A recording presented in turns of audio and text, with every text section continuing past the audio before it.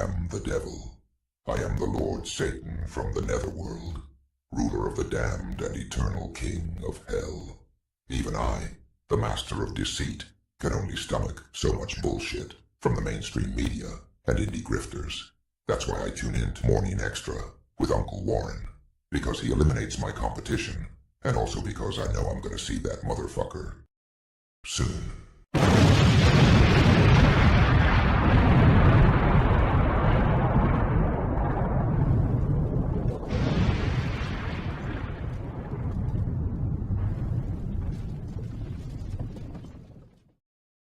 Deo, Deo.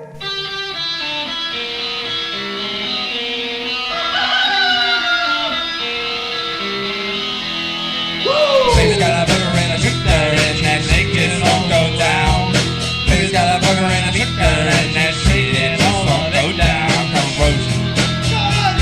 Corrosion to her thighs, erosion of her pride. Baby's got a shooter, baby's got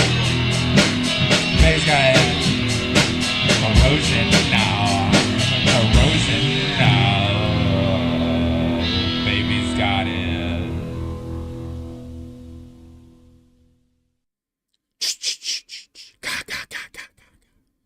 Ring, ring, ring, ring. Happy Friday the 13th, everybody. It is I, Jason Uncle Warren Voorhees, at your service. I'll be performing at Crystal Lake this Saturday and Sunday. Be sure to come out and see us. Hopefully everybody's doing well. If you're in a cold place, I hope you're warm. I know some of my Chicago peeps here are just like, oh, wow, it got up to 18 degrees today. Uh-oh. Time to break out the swimwear. It is time. Yeah. So we got a big show today, and yet another John Holmes-sized propaganda watch. More girthy than lengthy, but you know, I hear that's what the ladies like. But I don't know. I don't talk to people. Let me shout out everybody here. We got Miguel in the house. What's going on, my man? Kate is listening in on ear headphones. You know, she can't be bothered with this bullshit. Kate's like, I didn't say that. Steve Wilbrandt in the house. Good to see you, buddy. John Kemper here. I know you're just like, yeah, 18.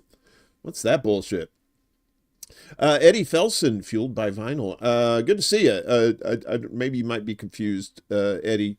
We don't mind white people. We don't like white names in our chat, so we smurfify you when you come in here. So, you know, don't take it the wrong way. We're nice people. You know, we're mostly nice.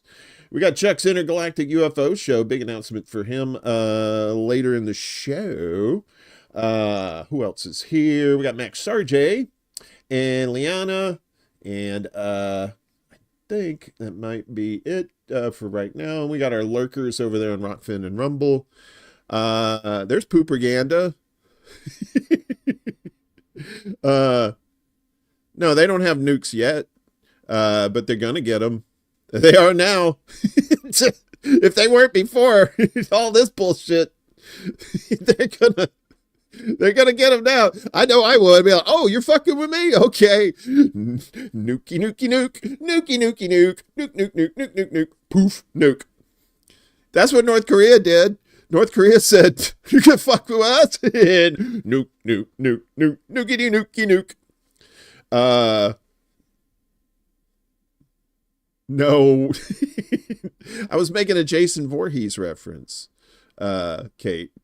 Because it's Friday the 13th. Although this whole year, probably the last couple of years, has been Friday the 13th every single day. I look lovely today. Well, thanks. I'm wearing my Bears colors. This looks black, but it's really like a dark navy, and I got the orange here. The Bears are not very good at all. So, you know, but we can hope against hope to one day get a winning team back here in Chicago, at least on the football side. Yeah, so it's Friday. We got a lot of stuff to get to, of course. What the fuck do I know? But Kate, come on, you remember that movie, right? Yeah, they do suck. They are bad. They're very bad. I like their quarterback though. Their quarterback seems to be, he's rookie, but he's going to be good. He just needs somebody to protect him, and he needs better defense to help him out. Otherwise, he's going to be fine. But that's sports ball talk. That's for another day. So yeah, just a reminder. The Bears still. Because you're. Because of the Packers. Yeah. Okay. All right. Warren, Yelbro told me you were starting a Discord for your fans. I already have a Discord. I just don't use it. I don't have anything against Discord. It's just like, it's like a whole ass server. You need somebody to run that shit for you, right? Or at least to set it up. I don't know how to, I may have it set up right, but then again, I don't like bury myself on the servers that much anymore. I'm kind of out of that. I don't really do much of the DM type stuff. Although I do have my group chats and stuff, but we don't really, we just kind of like, whenever we got something to talk about, somebody will pop something in there. So anyway, that's it for another one. And I also want to say OnlyFans. Yeah. The only people that would be watching me would be like fans, like the oscillating kind that helps cool the air. So I gotta give apologies to my boy Prop, because the other night I was playing the Lego Star Wars, and apparently in here in OBS you can't tell what's going out, and I got like all kinds of other shit over here, and he said it was crapping out, and I thought he was just being a bitch, but he wasn't being a bitch. He was being a helpful bitch, which is a good bitch, and but he's not a bitch. I say bitch in a loving way. I know that sounds weird, but that's just how I roll. But yeah, it was he told me it was fucked up, unwatchable, and I looked back on it, I was like, oh wow, he's right. So my apologies to you, my man. So I know you don't hear that very often, so clip this recording so you'll have it. It's like no one ever apologizes to me except Warren. So we yeah, biatch. There you go. So yeah, it's the holidays, and people are spending money left and right that they don't have. Actually, I'm kidding. Nobody's spending money. If they are, they're spending it on healthcare. And our buddy Chanda Masta is currently dealing with lung cancer, getting treatments for it. I think she's almost at the tail end of her chemo treatments, but she's still doing radiation treatments. Either way, it costs mucho dinero.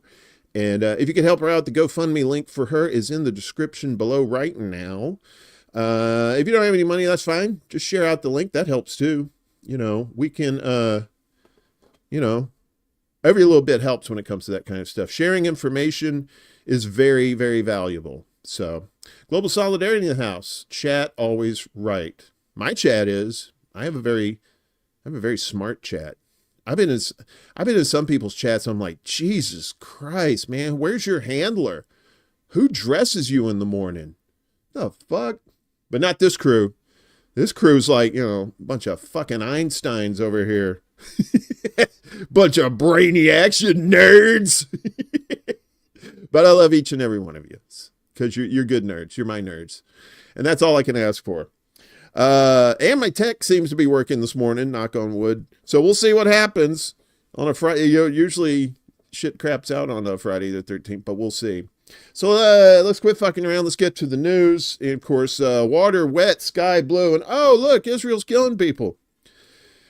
Israeli attacks killed dozens across Gaza, including 15 guarding aid trucks, because everybody's Hamas. Everybody's Hamas, you and me, and the mailman too. We're all Hamas. Israeli attacks across the besieged Gaza Strip have killed dozens of people, Palestinian medics say, hours after the UN General Assembly overwhelmingly approved a resolution demanding an immediate ceasefire. 2 strikes on Thursday killed 15 people who were part of a force protecting humanitarian aid convoys. The Israeli military said in a statement that Hamas members aimed to hijack the aid convoy in support of continuing terrorist activity. That's always the thing. That's right, John. Everybody's a mod. That's right. Everybody's equal up in here. Everybody gets a wrench. Just in case shit breaks, one of you can fix it. because you got tools now. The Palestinian news agency Wafa reported that those killed in the 2 airstrikes were guarding the aid trucks. Gunmen have repeatedly hijacked aid trucks after they roll into the enclave, and Hamas has formed a task force to confront them. Hamas-led forces have killed more than 24 members of the gangs in recent months. Hamas sources and medics said the Nasser medical complex in the northern city of Khan Yunis said 8 people were killed in a strike near the southern border town of Rafah, and 7 others were killed in a separate strike near Khan Yunis. Yeah, so, okay, really? Okay, maybe the tech's not working. So that's not enough. We got to get, we got to get Iran in the mix. We got Willie Bragg in the house. What's up? Is Israel trying to be hated as a country? Yeah, I think they've been doing that for a while, man. That they're not hiding that. Desert Mantis in the house too. Hello to you, comrade. Hope you're doing well. So the Israeli Air Force is preparing for potential strikes on Iranian nuclear facilities. Military officials have told the Times of Israel. The Jewish state believes that the surprise takeover of Syria by jihadist rebels has weakened Tehran's position in the region, which could prompt Iran to speed up its atomic program, the outlet said. Meanwhile, Israeli airstrikes have taken out most of Syria's air defenses, clearing the way for an operation against Iran. Yeah, they cleared out 70 to 80% of Syria's total defenses. Tehran has long insisted that its nuclear program is peaceful and civilian in nature, contrary to the allegations by scumbag Benjamin Netanyahu that Iran has sought an atomic bomb. In 2015, the world's top 5 nuclear powers struck a deal with Iran to monitor its nuclear activities in exchange for sanctions relief, but the U.S. unilaterally withdrew from the agreement in 2018. Israel reportedly considered strikes on Iranian nuclear sites after Tehran's October 1st missile barrage, but did not follow through on those plans. Yeah, because Iran probably would have unleashed unholy hell on you if you had. Netanyahu's government has used the recent events in Syria to destroy its neighbors' military capabilities, as we said, launching one of the largest attack operations in the history of its air force. Earlier this week, Israeli jets struck over 250 targets across Syria, including airports and seaports, air defense and missile sites, military industry facilities, and warehouses. Israeli troops also moved beyond the buffer zone in the Golan Heights, claiming Mount Hermon. Bashar al-Assad's government in Syria was overthrown by HTS militants last week. The jihadist group has not yet consolidated power. Israel reportedly believes that Iran is isolated after the ousting of Assad and that its other main ally in the region, Hezbollah, has been significantly weakened by the recent IDF offensive there. This could push Iran to speed up its nuclear program and create a window of opportunity for an Israeli preemptive strike, according to the Times of Israel. Yeah, so, like I said, they might be taking a page out of North Korea's playbook and be like, oh shit, we better get that bomb now because, you know, these fuckers ain't playing. Let's see.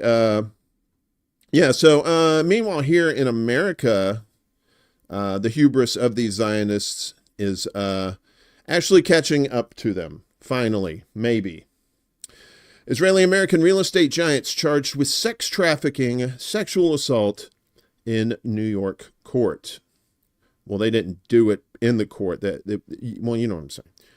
3 Israeli-American real estate moguls have been charged with sex trafficking and rape in a case which casts further shadow on their Manhattan luxury real estate empire. According to an unsealed federal indictment in New York, Tal and Oren Alexander and their brother Elon have been charged with sex trafficking after being accused of drugging and raping dozens of victims over more than a decade. Having reportedly used their wealth and positions to create and facilitate opportunities to rape and sexually assault women, the brothers were said to have often lured women with luxury trips, in which they then allegedly committed sexual assault. They were also accused by the 8-page indictment in the U.S.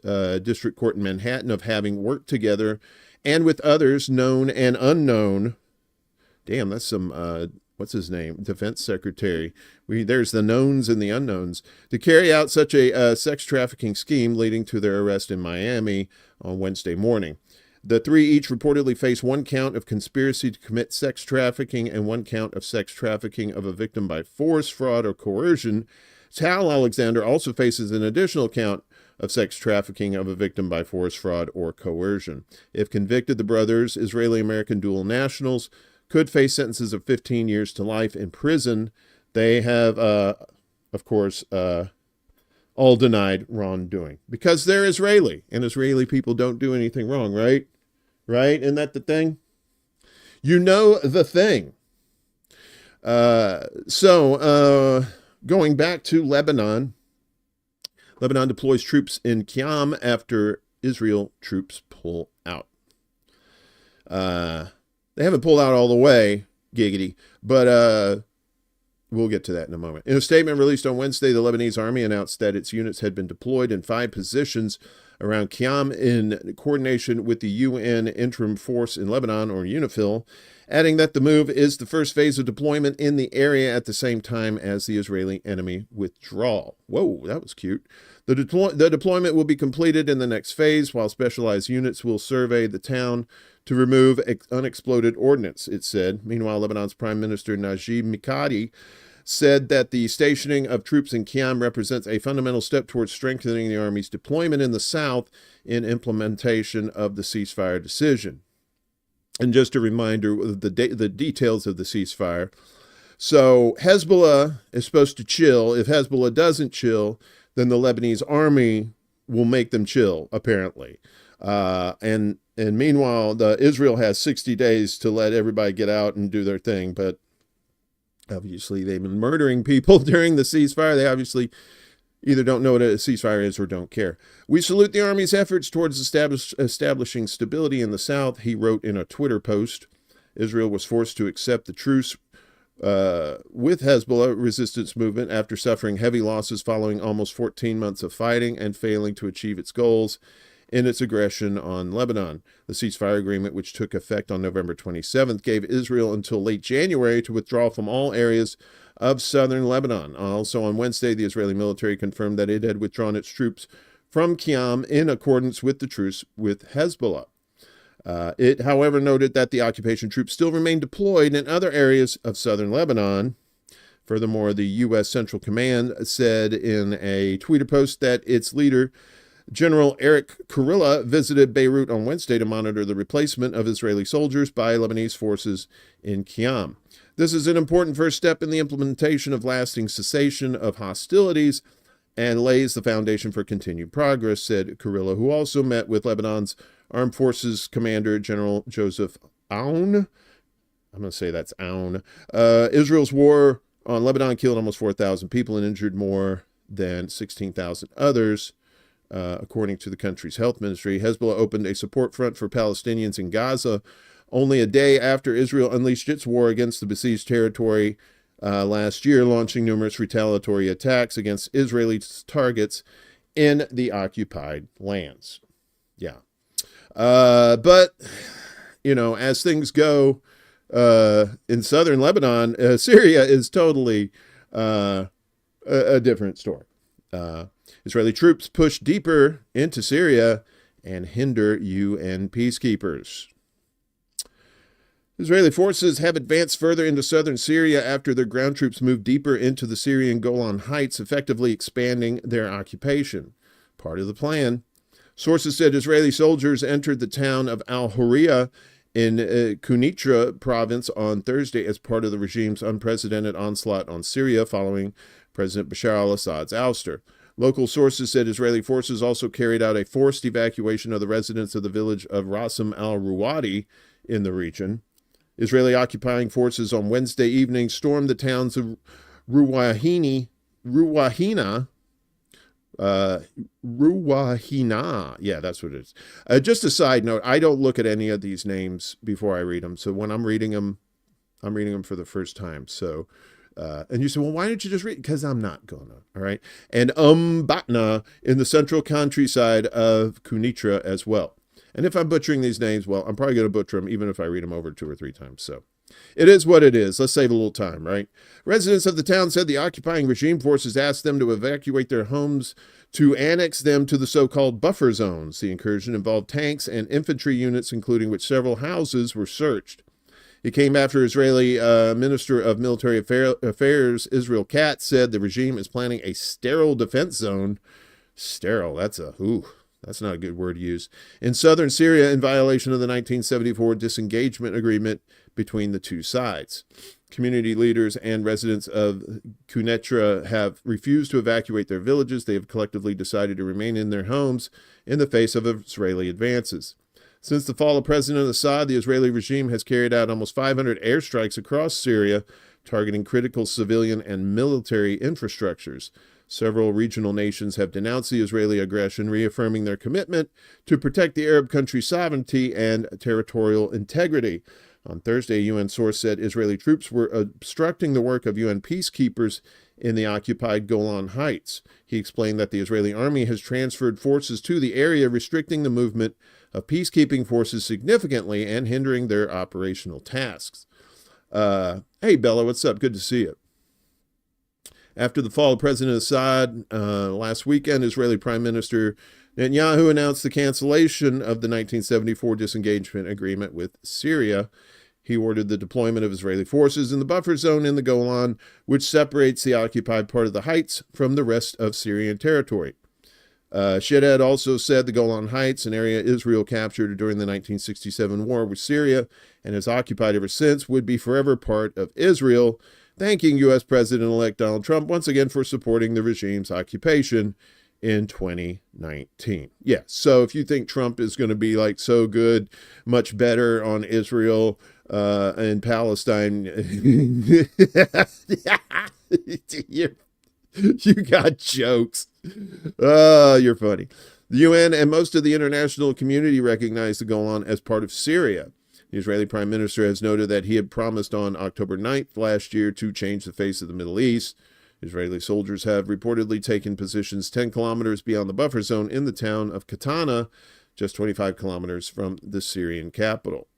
Many Syrians and others watching the fast-moving pace of events say Netanyahu is using this moment of change in their country to permanently seize further territory. They are saying they will give it back, but they are already occupying the Golan Heights, which they haven't given back. What will make you believe they will give this back? Haid, is that how you say it? A senior consulting associate fellow at Chatham House told Middle East Eye. Raim Alaf, a Syrian writer and political analyst, posted on the tweeters that Israel's actions are an illegal and immoral literal invasion of yet more land and a theft of Syrians' right to their own army destroyed by Israel the minute the monstrous regime fell. Amir Makul, a Palestinian activist and writer, said Israel's flagrant violations were being carried out with little outcry from the international community. He believes the goal is to make the new Syrian government accept the fate accomplished, that is, that it imposes through the expanded occupation and by destroying Syrian forces and canceling its sovereignty.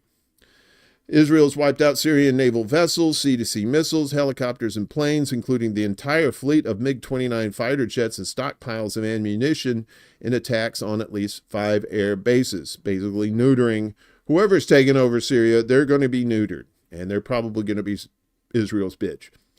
The regime says it is destroying any means by which militant groups in Syria could attack that Syria could attack Israel, but Haid said that even before the Israeli strikes this week, Syria would have been unable to effectively attack Israel with its existing military infrastructure. Well, he definitely can't now. Now that Israel has essentially destroyed any capabilities it had to strike, he again questioned why it would need to take positions in or beyond the demilitarized zone. He also pointed to reports that Israel and militant groups in Syria have previously come to successful arrangements whereby Israel provided emergency aid and medical care to militants so long as the groups did not attack the Zionist regime.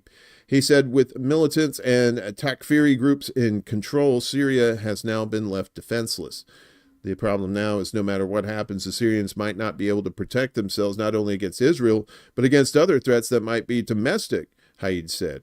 Netanyahu said late on Tuesday that Israel won't interfere in internal affairs in Syria. Hey, Quagmire. Some observers said they don't buy his promise. Those observers are very astute, saying they believe Israel, in addition to seizing territory for keeps, is trying to halt a functional post-Assad Syrian state before it can even start. Yeah. You keep it in chaos, it's easier to control, right? That's the playbook. That's how we do it downtown, as they say. Meanwhile, and you know, pretty much echoing what everybody else has been saying, Israel refuses to leave Syria buffer zone. Wow, shock and amazement. Again, water wet, sky blue. Israeli troops will remain in the UN patrolled buffer zone between Israel and Syria, a foreign ministry spokesman said yesterday. The statement came after France and the UN, along with a number of countries in the region, called on West Jerusalem to withdraw its troops from the demilitarized zone, the DMZ. On Tuesday, Israeli Defense Minister Israel Katz announced that the IDF would establish a temporary sterile defense zone, as we told you. Israeli troops seized the demilitarized buffer zone established in 1974 and expanded beyond the area of the Golan Heights they had been illegally occupying since 1967. France and the UN condemned the move in separate statements, both calling it a violation of the disengagement agreement, with each urging Israel to respect Syria's territorial integrity. However, Israeli Foreign Ministry spokesman Oren Marmorstein said on the tweeters that Israel's actions were necessary for defensive reasons. Yeah, it's all about defense, due to threats posed by jihadist groups operating near the border. He added that Israel will continue to act to defend itself and ensure the security of its citizens as needed. If you still think that Israel is doing all this shit, murdering women and children, innocent people, for self-defense, go check yourself in for some mental health, if you can afford it. That's another thing in this country. They don't provide insurance, enough insurance for mental health care, if they do at all. That's why everybody's so batshit crazy. A separate statement from Fuckhead's office on Thursday said the arrangement is temporary, but will continue until security on our border can be guaranteed, which will never be guaranteed, so it'll always be there. They captured the majority of Golan Heights in 1967 during the Six-Day War. Netanyahu said on Monday that Israel intends to retain control over the Golan Heights, which is adjacent to the DMZ, forever, insisting that it is an inseparable part of the Jewish state. And then now it's up to 500 airstrikes on Syria since Bashar was taken out. Let's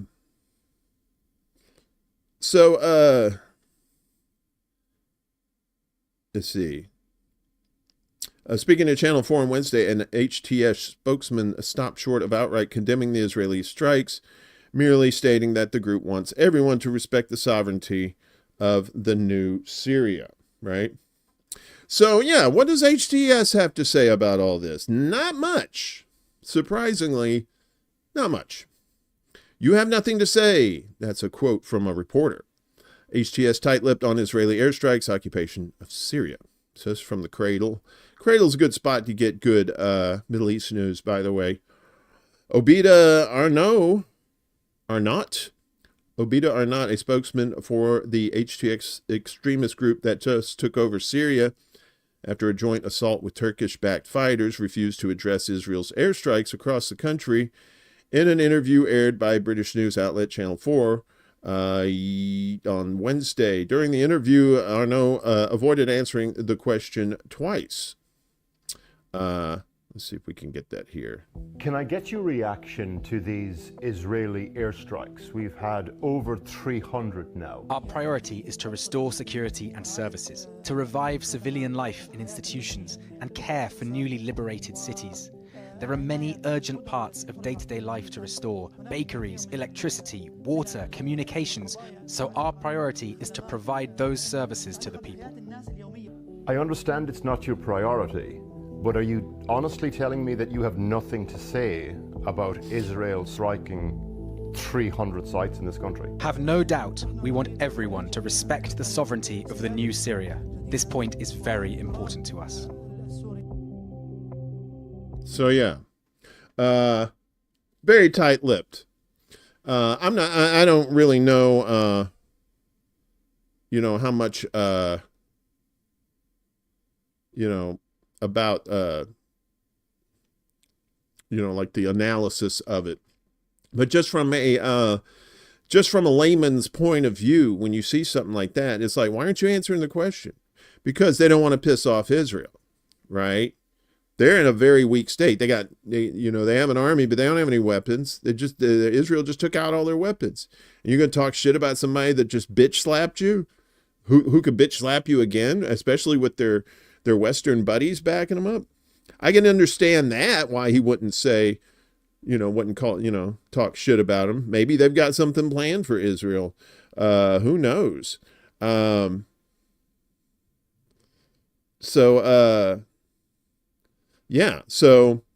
HTS, very mysterious. The jury's still out on what. If you listen to different analysts about what's going on in Syria, I mean, most of them will tell you that HTS is a puppet for someone else. I don't know, but there are very knowledgeable analysis people who do this kind of thing. I like Vanessa Beeley is probably one good example, who's been in the shit over there in Syria this whole time. She would probably be, if you're not reading any of her stuff, be sure to check out her on the ground analysis of what's going on over there. So apparently, this whole thing, like any of the high-ranking people in Israel, they go to these other countries, particularly like the UK, they're supposed to be arrested either because the ICC has an arrest warrant for them, right? Right? That's how it works, right? Oh, Israeli army chief given special immunity to visit Britain. This was from Declassified UK. UK government has confirmed that Israel's top soldier, Lieutenant General Herzi Halevi, was given special diplomatic immunity to visit Britain last month. Halevi is the chief of the general staff of the IDF and has been directing the Israeli military's operations through the Gaza genocide. The head of the IDF, and they're like, nah, he's cool. He arrived in Britain in late November to discuss the ongoing conflicts in Lebanon and Gaza with senior UK officials from the Ministry of Defense and Foreign Office. A further meeting was held with Britain's Attorney General, Richard Hermer. The trip came just 3 days after the ICC issued arrest warrants for Israeli Prime Minister Benjamin Netanyahu and former Defense Minister Yoav Gallant for crimes against humanity and war crimes. Halevi was initially reported to have been included in the ICC's arrest applications for the crime of having deliberately starved Palestinians in Gaza. While Halevi was not ultimately named in those ICC warrants, it is possible to issue private arrest applications in Britain under universal jurisdiction legislation, which allows for the most serious crimes to be prosecuted regardless of where they are committed. However, the UK government blocked this avenue for redress by issuing Halevi with a special mission certificate. And he held it up. He said, "Look, Mommy, I got a special mission certificate. Yay!" Kind of like a participation trophy. So you get to participate outside of jail, granting him temporary diplomatic immunity for the duration of the visit. In response to a parliamentary question from Labour MP Brian Leishman, the Foreign Office yesterday admitted it gave consent for special mission status for the visit to the UK on November 24th and 25th of Lieutenant General Herzi Halevi and his delegation. The ICJP, the International Center for Justice for Palestinians, told Declassified, it seems beyond belief that the UK Attorney General could meet with the head of the IDF mere days after arrest warrants were issued for Netanyahu and Gallant. It's not really beyond belief. UK is such a cuck. Halevi may, and my people who watch this from the UK, I'm not talking about you. I'm talking about your government. Halevi may not yet have an arrest warrant himself, but regardless, the ICC Act of 2001 obliges the UK to investigate, arrest, and prosecute suspected war criminals.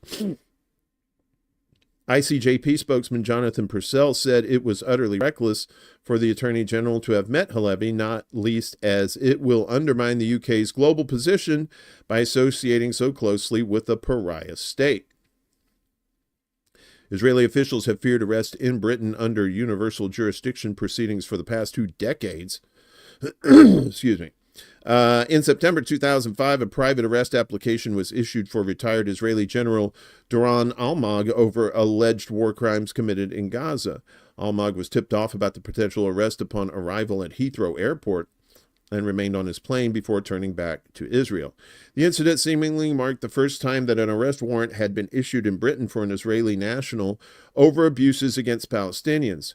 What followed was a years-long campaign by the Israeli government to change Britain's approach to universal jurisdiction legislation.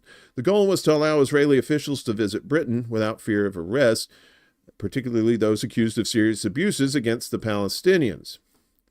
In September 2011, David Cameron's coalition government passed new legislation requiring the consent of the Director of Public Prosecutions, the DPP, before universal jurisdiction arrest warrants could be issued. This meant that it would no longer be possible to issue a private universal jurisdiction arrest application directly to a British court, and it was precisely what the Israeli government had lobbied for. And they usually get their way when it comes to characters in the West. Leaks filed, reviewed by Declassified, excuse me, revealed how the Israeli Ministry of Justice had requested the consent of the Attorney General or the DPP before an arrest warrant or summons is issued. Britain's then Foreign Secretary William Hague further indicated how the changes were being implemented with Israeli officials in mind. We cannot have a position where Israeli politicians feel they cannot visit this country, he declared. Well, maybe they shouldn't be committing war crimes, fuckhead. Don't you think the onus is on them not to do these fucking, crimes against humanity? Well, we want them to come over here, but, these are trash bitches. Since the change in law, the UK government has issued over 50 special mission certificates to military and political figures from Israel, Egypt, Saudi Arabia, Qatar, Rwanda, and Iran. 16 of those certificates have been issued to Israeli officials, including Netanyahu, former Israeli Foreign Minister Tzipi Livni, and the IDF's former Military Intelligence Directorate Chief Amos Yadlin. Only 2 special mission certificates have been provided to Israeli officials since the onset of the Gaza genocide, with War Minister Benny Gantz receiving immunity to visit Britain in March of this year, as well as Halevi last month. The Foreign Office added, government officials from any country can apply for and be granted special mission certificates as part of official visits to the UK. A special mission is a temporary mission representing a state which is sent by one state to another with the consent of the latter in order to carry out official engagements on behalf of the sending state. So that was by John McAvoy. He wrote that one for Declassified UK. Good in-depth site there. I highly recommend you check them out. Yeah, I mean, she may have gotten some things wrong, but, she's there, right? None of us are there. So, I mean, yeah, if you want to be critical of Vanessa Beale, that's fine. Be critical of all these journalists. I'm not saying like all independent journalists that aren't on the take are, good at what they do. Sometimes, people make mistakes. That's why we should always just, take each case one at a time instead of making general, judgments against people. I'm not saying you are, Prop, but I'm saying, I would take her word over anybody from CNN or from the mainstream media that's over there who truly are just propaganda outlets. Meanwhile, the U.S., that turkey's a little bit wild. It's a wild turkey. U.S. rushes to contain Turkey-backed offensive against SDF in Syria. Oh, those proxies. Proxy. You're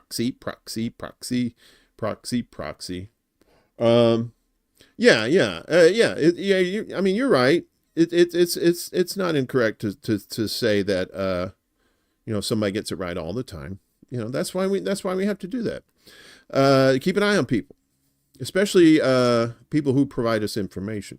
Like I said, that's why I leave, after the show, I leave the links to all these stories. I'll put them in there so you can check it out yourself. And if you don't like the sources, let me know in the comments.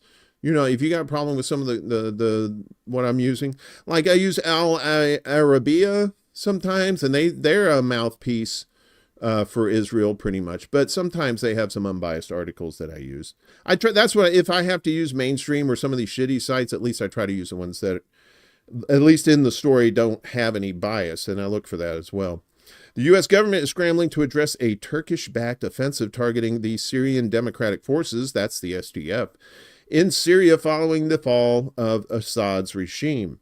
Turkish officials have announced that Secretary of State Antony Blinken will visit Ankara today.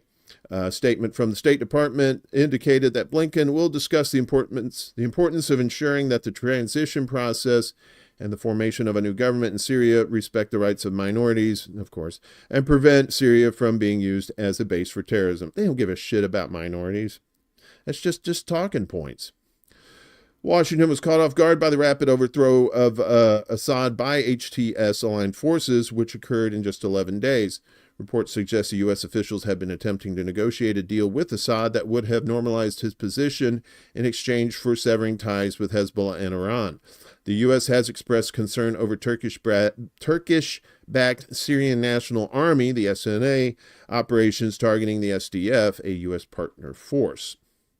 These operations have resulted in the seizure of areas including Tal Rifat and Manbij, which had been under SDF control earlier this month. By securing Tal Rifat and Manbij, Turkey has solidified its control over key areas west of the Euphrates, creating a buffer zone along its borders.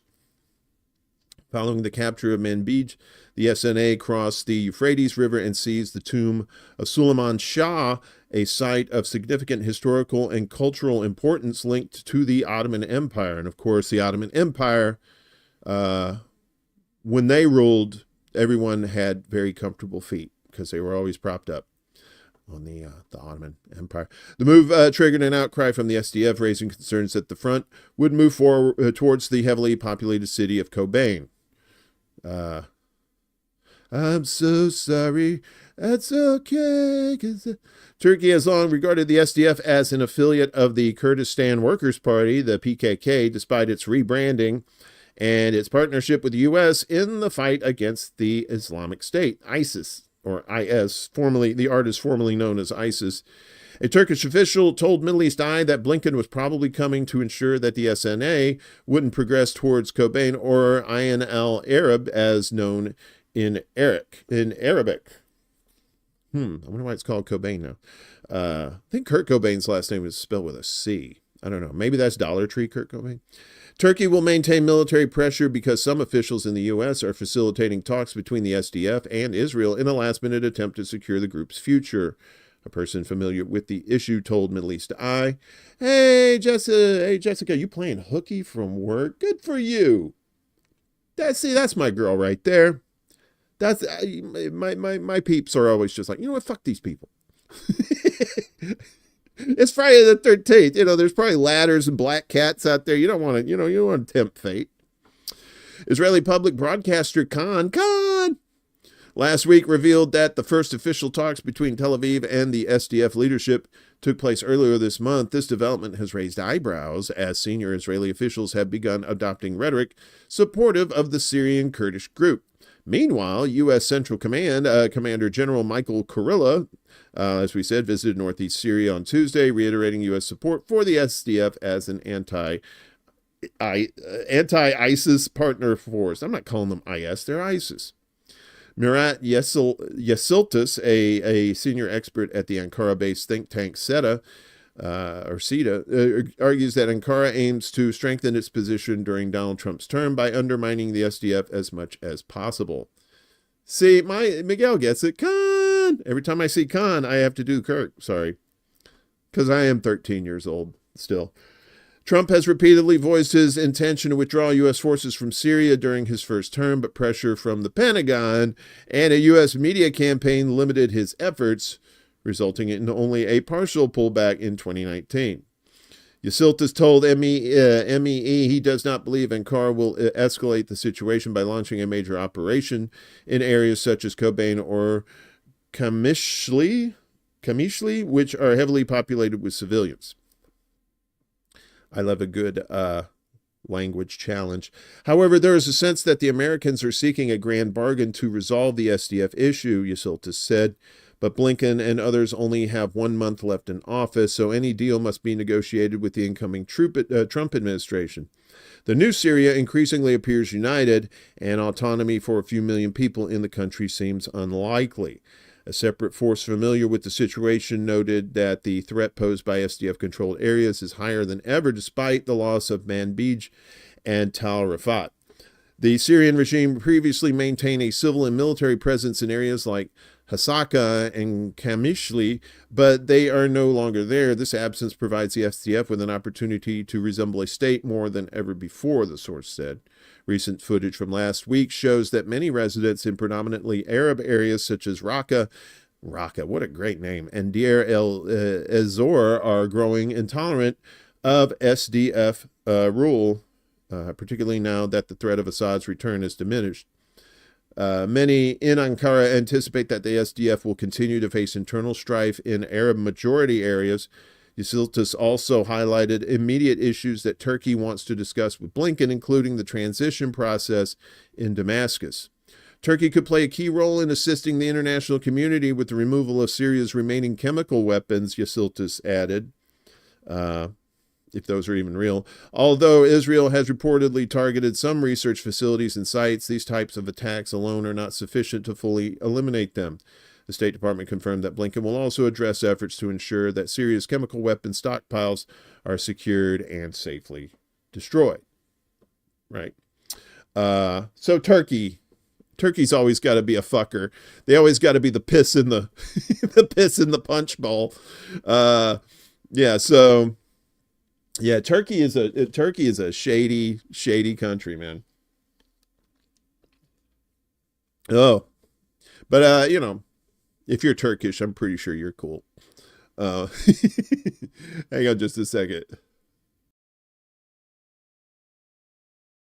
Sorry, I had to make a disgusting noise. I didn't feel it was right to share it with the crowd. Meanwhile, Russia is in contact with HTS extremists to keep military bases in Syria. You forgot that Russia has bases over there. We reported earlier this week that everybody's cool so far. I mean, the Russians are on high alert, but anyway, let's get into the thing here. Russia's Ministry of Defense has established contact with members of the transitional government in Syria led by HTS to maintain its 2 military bases in the country, a naval base in Tartus and the Himimin Air Base near the port city of Latakia, according to informed sources who spoke with Bloomberg. The unnamed source in Moscow added that Russian officials feel they reached an informal understanding with the al-Qaeda offshoot. However, they warned that things could quickly change due to the instability in Syria. That's true. You turkeys.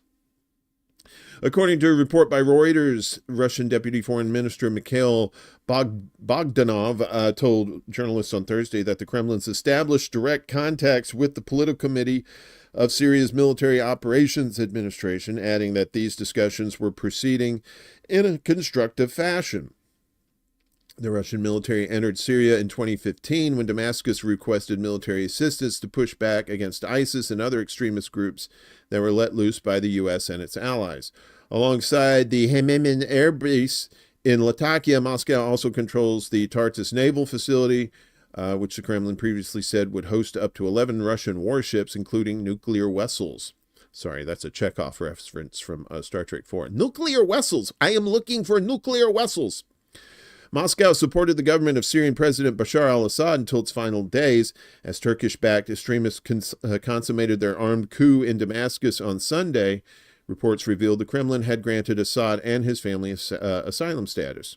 The implications are grim, as there is little expectation, despite current claims, that Syria's unity can be preserved or that its diverse religious communities can continue to coexist peacefully, Deputy Chairman of the Russian Security Council Dmitry Medvedev said yesterday. the close ally of Russian President Vladimir Putin, also noted that Moscow provided substantial support to the deposed Syrian government, and at that time such support was effective. According to local reports, the situation near the Russian military bases in Syria remains calm. The new authorities have detained and jailed looters, open hotlines in case of attempted theft, attacks, or harassment, a resident of Latakia told Russian state news agency TASS. TASS. Oh, won't you back that TASS up? Because it's a song. What happened? Anywho, so what's going to happen in Syria in the meantime? In the meantime, that's a Space Hog song. Any Space Hog fans in the house? No, just me. Syria's new government says to suspend constitution and the parliament for 3 months. She's throwing up. Oh, look at that. That's the British version of fuck you right there. That's the British bird. When you're doing it like this, it means peace, right? But you do it like this, it means it's like saying this. Yeah, but you get an extra. You get an extra fuck you. Giggly giggity goo, giggity goo, giggity goo. Alameda's where they have the nuclear vessels, Jessica. It's Alameda. Sorry, I do way too many Star Trek references. Syria's new government spokesman said yesterday the country's constitution and parliament would be suspended for the duration of the 3-month transition period following Bashar Assad's ouster. A judicial and human rights committee will be established to examine the constitution and then introduce amendments. Obeida Arnaud said the current constitution dates back to 2012 and does not specify Islam as the state religion. Militants led by the Islamist militant group HTS, Hayat Tahrir al-Sham, seized the capital, that's HTS, seized the capital Damascus on Sunday, sending Assad fleeing into exile. Yet on Tuesday, they named Mohammed al-Bashir, who headed the militant self-proclaimed Salvation Government, as the country's transitional prime minister until then. So Arnaud said a meeting would be held between Salvation Government ministers and the former ministers of Assad's administration to carry out the transfer of power. This transitional period will last 3 months, he added in an interview with AFP. Our priority is to preserve and protect institutions. Meanwhile, Israel's bombing the fuck out of their country. But yeah, they're fine. Don't worry about them. Don't worry about this. It's fine. Speaking at the state television headquarters now seized by the new militant authorities, Arnaud pledged that he would institute the rule of law. All those who committed crimes against the Syrian people will be judged in accordance with the law, he added. Asked about religious and personal freedoms, he said, we respect religious and cultural diversity in Syria, adding that they would remain unchanged. The Sunni majority country was ruled with an iron fist by Assad, a follower of the Alawite offshoot of Shiite Islam, who sought to project himself as a protector of minority communities. Yeah. So Russian bases in Syria right now are okay. I don't think they want to piss off the Russians, especially after they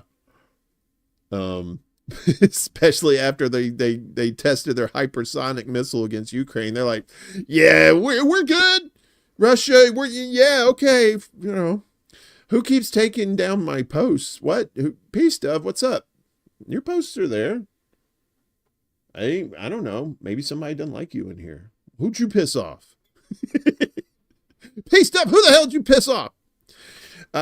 So with all this shit going on in the Middle East, you know, and the West being just total dicks trying to control the world, China and Russia are becoming closer in their bromance.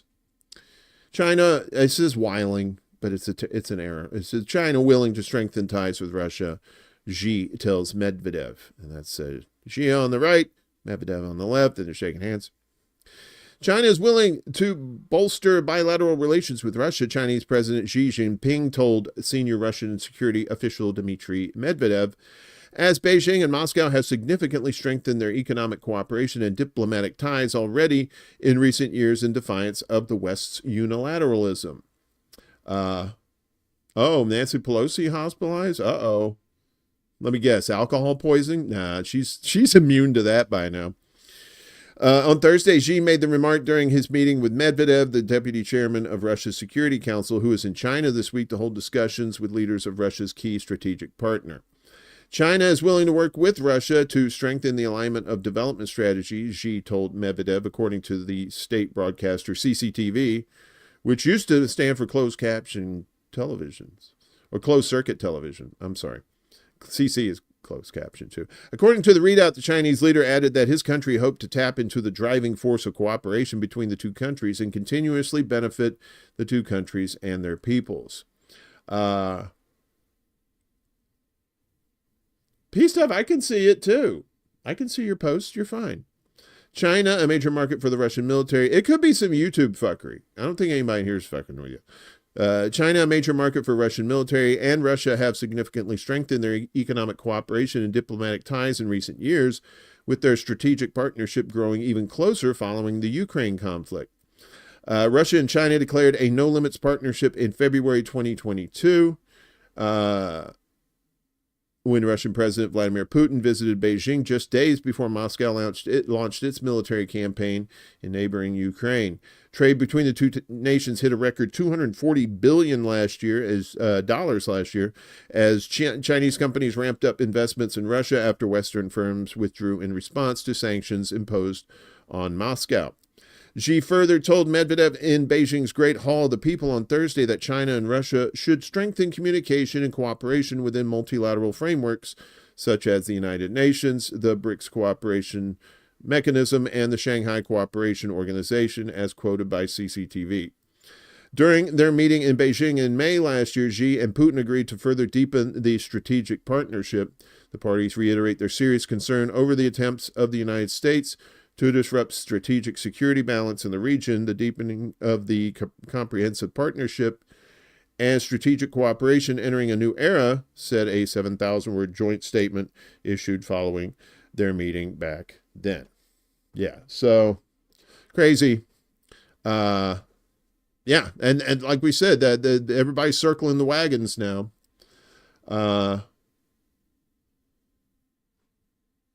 She supposedly injured herself while in Europe on a work trip.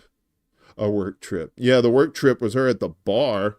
That's what she was working on. Old man Barker, what's up? Good to see you.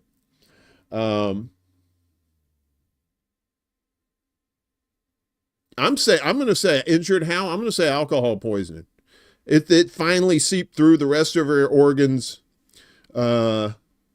So, meanwhile, in Georgia, sweet Georgia, not that Georgia, silly beans, the country. Escalation feared as Georgian pro-EU protests enter their third week. These fuckers really want to be in the European Union. Boy, careful what you wish for. She broke her wallet by doing too much insider trading. She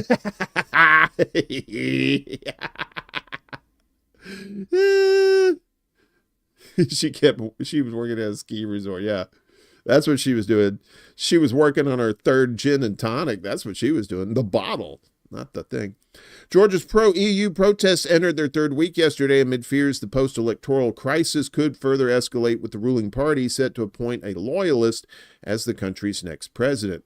The Black Sea nation has been in turmoil since the ruling Georgian Dream Party claimed victory in October's parliamentary elections, and the government's decision last month to delay EU accession talks ignited a fresh wave of mass rallies.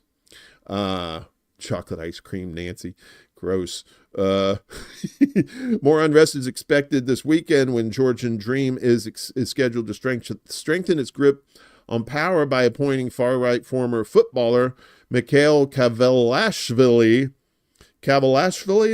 as the successor to pro-Western President Salom Zurabishvili, who has refused to step down. Despite windy weather on Thursday evening, several thousand people rallied outside Georgia's parliament, marking a third week of daily protests that began on November 28th. Many waved EU and Georgian flags while demonstrations blocked traffic on Tbilisi's main avenue. Our protest will last as long as it takes for Georgian Dream to be removed from power, one protester told AFP. We won't let a handful of Russian lackeys steal our European future. Ah, lackeys. That's a good word. We don't use that very, henchmen, lackeys, goons. Anti-government rallies were also held in several cities across Georgia, including the western cities of Batumi, Kutaisi, and Zugdidi, local media reported. A protest is scheduled for Saturday morning outside Parliament, where an electoral college controlled by Georgian Dream is expected to elect Kavalishvili as the country's new figurehead president in an indirect vote boycotted by the opposition. Kavalishvili will see his legitimacy undermined from the onset, with constitutional law experts, including an author of Georgia's constitution, Vakhtang Kamaladze, saying the vote will be illegitimate. Just like that pronunciation of those names was pretty illegitimate. The new parliament had ratified its own credentials in violation of a legal requirement to await a court decision. On Dr. Z's bid to annul the earlier election results. Dr. Z has backed the opposition's allegations of election rigging, declared the new elected parliament and the government illegitimate, and vowed to remain in office until Georgian Dream organizes a new parliamentary election. It remains unclear how the government will react to Dr. Z's refusal to step down after her successor is inaugurated on December 29th. Ooh, awkward. Dr. Z is a hugely popular figure among the protesters, who view her as a beacon of Georgia's European aspirations. Many have expressed their readiness to defend her against any attempted eviction from the presidential palace. Let them try to kick Salome out of presidential palace. We will all stand up to defend her, said protester Otar Turnava. I will fear anybody named Otar, because that sounds like some sort of space Viking. She is the only legitimate leader we have had since Georgian Dream stole the election, and she will lead us into the EU. Triggering outrage at home and mounting international condemnation, police have used tear gas and water cannons to disperse previous rallies, arresting more than 400 demonstrators. The country's rights ombudsman, that's a good one too, has accused security forces of torturing those detained. Police have raided opposition party offices and detained their leaders, while masked men have brutally assaulted opposition figures and journalists near the protest venue. On Wednesday, French President Emmanuel Macron condemned the intimidation of civil society as well as police violence against peaceful demonstrators and journalists. The Elysee said after talks with Georgian Dream's honorary chairman, Bidzina Ivanishvili. These names, I swear to God. Macron expressed regret that Georgia had diverged from its European path and said that the relationship between the European Union and Georgia would necessarily be affected. We got some Seth Michael Pender, a.k.a. the Skip Gilberto, in the house. What's going on, brother? And kill your egregores. Good to see you, my friend. Yeah, stick around, Seth. We're gonna do your song at the end of the shizo. Ivanishvili, Georgia's richest man, is widely believed to be pulling the strings of power despite holding no official post. Of course, that's how it works. Of course, the billionaires and shit run shit. You don't need to be in office. You just need to pay for office. That's all you got to do. Macron's decision to call informal leader Ivanishvili rather than Prime Minister Irakli Kobakazheri is indicative of the West's hesitancy to recognize the legitimacy of Georgian Dream's new government. Brussels has said there are credible concerns of torture against demonstrators. Washington has threatened fresh sanctions against Georgian Dream officials after the European Parliament made a similar demand to the European Commission.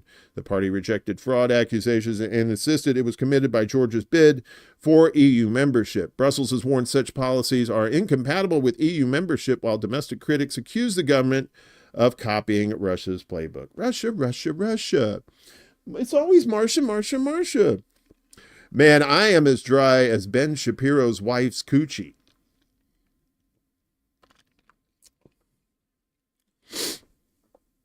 Sorry about that. I'm sure you didn't need that reference. I don't think anybody does. So in Iran, like we said, with things kind of going to shit in Syria, they seem to want to,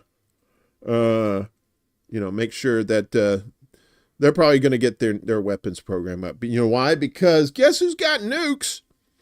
IAEA chief's admission of Israeli nuclear weapons important. A senior Iranian official says head of the IAEA, Rafael Grossi's admission of Israel nuclear weapons tasks him and the agency with a heavy responsibility. Thanks, Miguel. I appreciate the support, brother. We don't have the rim shot on this show. That's for the weekend. Grossi should now push for the destruction of these weapons and the Zionist regime's membership in the Nuclear Non-Proliferation Treaty. Iran's Deputy Foreign Minister for Legal and International Affairs, Kazem Garababdi, wrote on the tweeters yesterday, the fact that the IAEA Director General has admitted for the first time to the existence of nuclear weapons in the Zionist regime is a significant and important issue. Of course, this confession makes his and the agency's duty very heavy, he said. Mir Shapiru, desert like the Sahara, apparently. Mere confession is not enough. He must condemn the existence of such weapons in the hands of this criminal regime and demand their destruction, and also the regime's accession to the Non-Proliferation Treaty. Garibabadi also described the IAEA chief's allegations about the possibility of nuclear proliferation by Tehran as completely unprofessional and politically motivated. He said Grossi cannot utter whatever he wishes on the basis of possibilities and speculations, just like political figures with political motives. Iran, he said, complies with its commitments under the Comprehensive Safeguards Agreement and will not accept additional inspections beyond its commitments as long as unjust sanctions are in place. Therefore, if the IAEA Director General observes a deviation of nuclear materials during the verification process, he can document and report it rather than making his speculations known to the media. During his speech at the Nobel Peace Prize Forum on Wednesday, Grossi spoke about tensions between Iran and Israel and referred to what he called a nuclear weapons dimension. On one side, the assumed presence of nuclear weapons looms in the background, Grossi said of Israel. On the other, the very real potential of nuclear proliferation is raising the stakes. He commented about Iran's nuclear program, regardless of the country's assurance that its nuclear activities remain peaceful. Israel, which pursues a policy of deliberate ambiguity about its nuclear weapons, is estimated to possess 200 to 400 nuclear warheads in its arsenal, making it the sole possessor of non-conventional weapons in West Asia, meaning they're the only ones got nukes. So, wouldn't it make sense for Iran to say, Syria just fell, or Israel's got nukes? All right, boys, 90%, let's go. Let's heat it up. The illegitimate entity has, however, refused to either allow inspections of its military nuclear facilities or sign the NPT. The illegitimate entity is Israel, if you hadn't figured that out. What has emboldened Tel Aviv to accelerate its nuclear activities, according to observers, is the support from the U.S. and Europe, the two parties most critical of Iran's peaceful nuclear program. Over the years, the regime has assassinated at least 7 Iranian nuclear scientists and conducted a series of sabotage operations against the Islamic Republic's nuclear facilities. Yeah. So, yeah, definitely. I think Iran's going to go the way of North Korea. It's like, we're not going to be fucked with if we have nuclear weapons, right? Makes sense. Nobody's fucked with North Korea. Well, South Korea has, but, but at least they're not fucking up too bad. Where's the Entenmann's? No Entenmann's, Fred. Sorry, man. I know you were jonesing. Good morning to you. I hope you're doing well. Meanwhile, in Iraq, with the shelling that's going on over there, there's a dam that's threatening to collapse. Tishreen Dam admin warns Iraq government of collapse amid shelling. The administration of the Tishreen Dam has issued a stark warning to the Iraqi government, cautioning that the dam is under continuous shelling, putting it on the verge of collapse. The administration emphasized that this situation represents an imminent catastrophe that transcends Syrian borders to directly threaten Iraq. In a related development, a source told Al Mayadeen that any significant damage to the Tishreen Dam, located southeast of Manbij, could lead to its submersion. This would result in a massive flow of its reservoir waters towards Syrian and Iraqi cities, along the Euphrates River, raising fears of potential humanitarian disasters. The source also mentioned alarming reports about military operations near the dam, which could further compromise its structural integrity. Damage has already been confirmed to the electrical cable supplying the Kafsa water station, resulting in water being cut off from Aleppo. Repairs are urgently needed to restore water access to the city. The source stressed the need to ration water consumption in Aleppo and explore alternative solutions until the damages of the Tishreen Dam are repaired. He called for the immediate neutralization of dams from military operations and readiness to address such disasters if they occur. Yeah, so that's the thing. When you bomb a country like that, no matter where it is, it's always the infrastructure that gets hit. Even if they're trying to avoid it, sometimes you get a stray bomb that goes, oops, sorry. Jessica, you've been around here. You're not new. You're kind of new. Sort of new. Oh, you're from Do Dissidents? I like those guys. They're pretty cool. Meanwhile, over in Africa, of course, what's going on in Sudan? At least 175 people killed, dozens injured in separate strikes in Sudan. Let's take a listen. At least 175 people have been reported dead and dozens injured after a series of airstrikes hit Sudan's capital and other regions on Monday and Tuesday. The attacks have been linked to the Rapid Support Forces RSF, who have been waging a war with the Sudanese army in the 20-month conflict. The first attack took place on Monday when an airstrike hit a busy market in the town of Kabia, 180 kilometers west of North Darfur, killing at least 100 civilians, including women and children, according to the Rice Group. In another incident, a single shell fired at a passenger bus killed everyone on board, totaling 22 people, according to Ahmed Othman Hamza, in a communique denouncing a massacre committed by the Rapid Support Forces. In a separate incident, at least 65 people were killed in Omdurman, which is an army-controlled region, according to Khartoum governor. Tuesday marked the year's most violent clashes between the regular army led by General Abdel Fattah al-Burhan and the RSF commanded by his former ally and Deputy General Mohammed Hamdan Daglo. At least 24,000 people have been killed and millions displaced in a conflict that has largely been eclipsed in the world's attention by wars in the Middle East and Ukraine.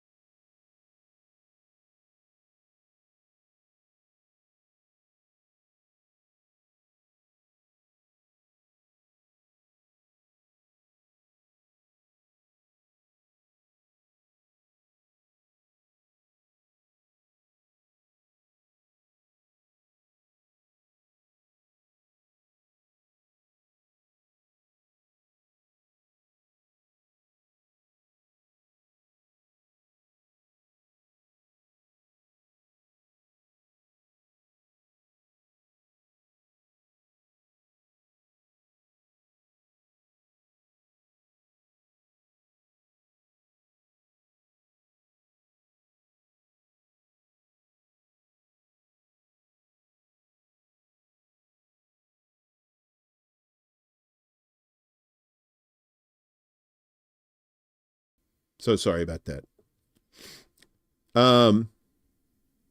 Pardon me. You got it mostly from the video though. What's going on in Darfur? It's been going on for like 20 months. See, I got to do all the tech stuff too, and then when I killed my mic so I could make the disgusting noise, I forgot to turn it back on. I guess I'm still making disgusting noises. That's why you didn't hear me.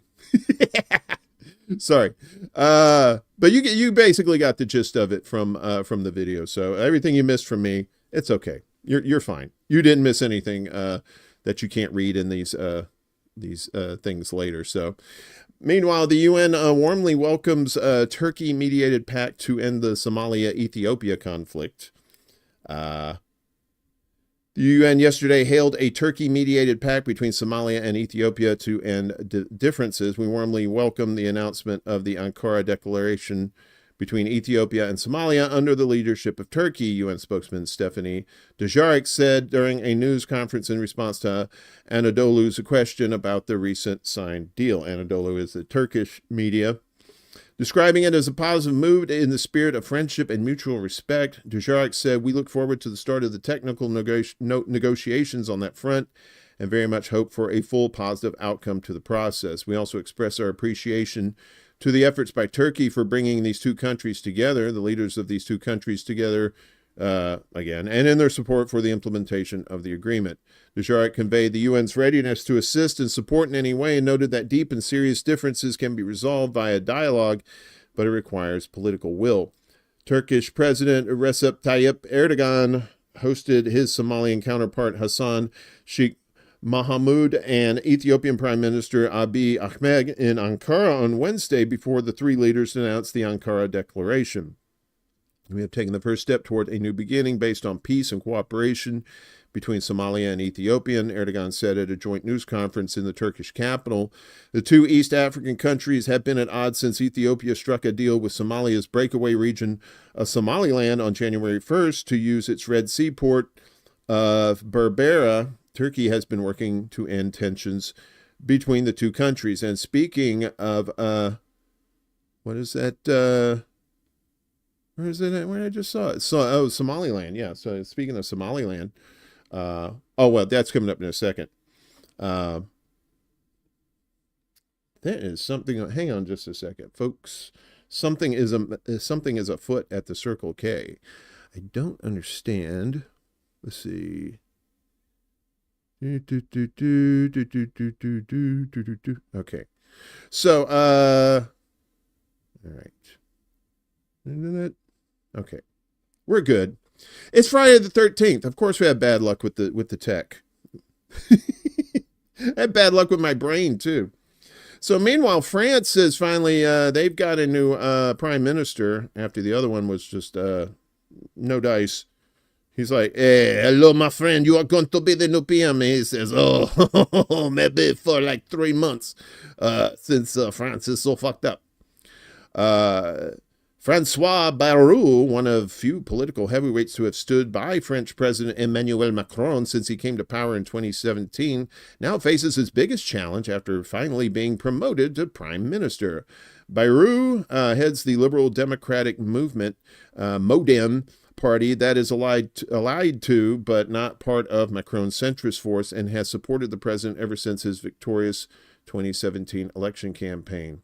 "He's not someone who has been plucked from obscurity," Andrew Smith, director of liberal arts at Queen Mary University of London. Oh, why did I use a French accent?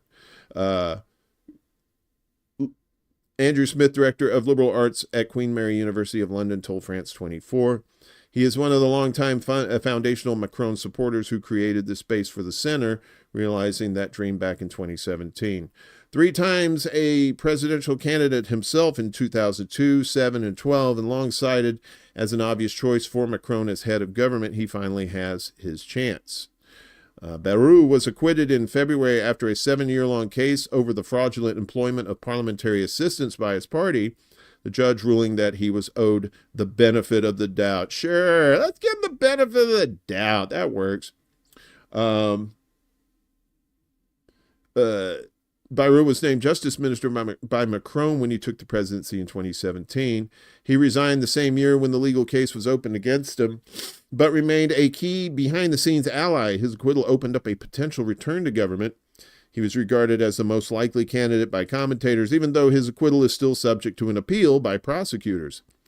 Bayrou will have to navigate a tricky course as the sixth prime minister of Macron's presidency, the sixth prime minister in 7 years, after Parliament toppled Michel Barnier on December 4th. This is very much going to be about trying to build some kind of government of compromise, said Smith.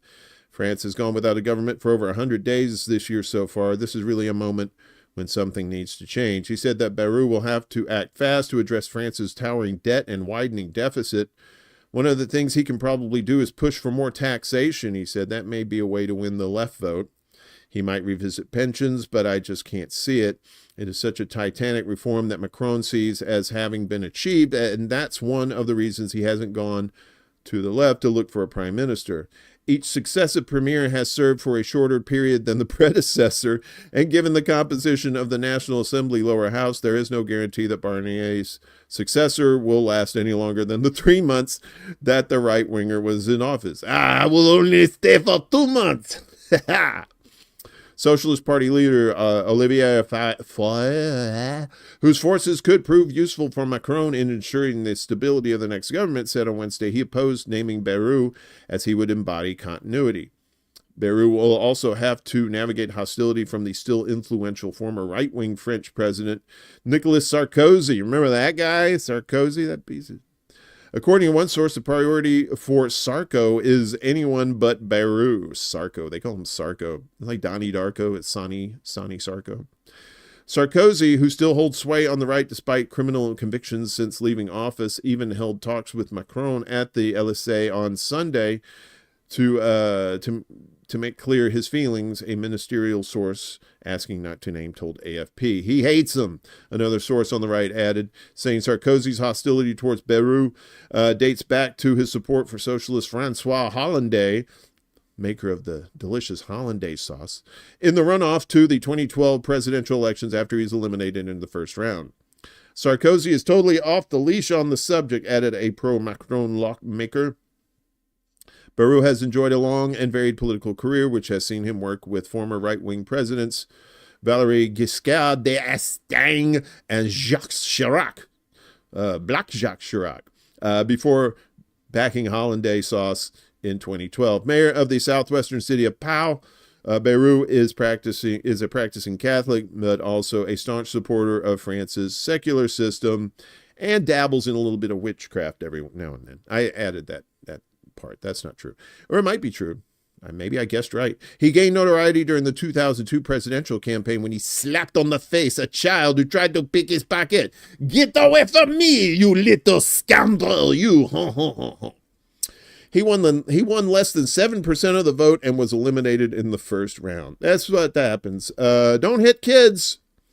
And that's one reason why you shouldn't hit kids is because you won't get any votes. If you don't have any morals, at least think about your career. The father of 6 children, Bayrou is also the author of a biography of the 16th and 17th century French king Henry IV. Yeah, that's Henry IV. Sometimes it's hard to... If you put like a smaller number in front of a bigger number in Latin numbers, that means you take it away. So an IV means... V means 5, I means 1. So IV means 4, VI means 6, and... who the fuck cares, right? Yeah, we were talking about Somaliland earlier. There's a new president sworn in there, and he's looking for international standing. Let's see if we can bring this in a little bit. Somaliland, the breakaway region of Somalia, inaugurated its new president following last month's election, which strengthened its quest for international recognition. This event occurred just a day after Somalia and Ethiopia reached an agreement in Turkey to engage in technical talks regarding a dispute arising from a deal between Somaliland and Ethiopia. And we just told you about that. As the 6th president of Somaliland, Abdullahi, sets the record straight during his inaugural speech. Abdirahman Mohammed Abdullahi, AMA, I'm just going to call him AMA, the president of Somaliland, stated that my new government's first job is to renew its relations with the rest of the world in order for us to be able to create new Somaliland that will help the security of the entire region, including the Red Sea.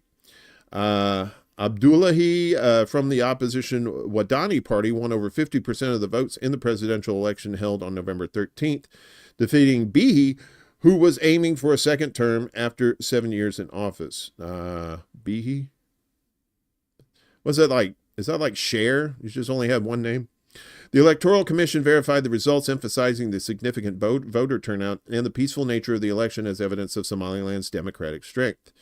Richard H. Riley, the U.S. ambassador to Somalia, conveyed on behalf of the United States of America and President Joseph Biden and all the American people, well, you're speaking for us? Yeah, come on, dude. We want to extend to you our warmest congratulations on this event today. On behalf of the entire diplomatic service corps here in Somaliland, I can convey to you on their behalf their warmest congratulations as well. You have many friends in the international community. Somaliland declared independence from Somalia over 30 years ago, yet it remains unrecognized by the African Union, the United Nations, or any nation as a sovereign state. Somalia continues to view Somaliland as part of its territory, kind of like the China-Taiwan situation. Throughout the years, Somaliland has been praised for its stable political climate, which stands in stark contrast to Somalia's persistent issues with violence, particularly from the Al-Qaeda-affiliated militant group Al-Shabaab. Since 1991, Somaliland has operated its own government, currency, and security forces.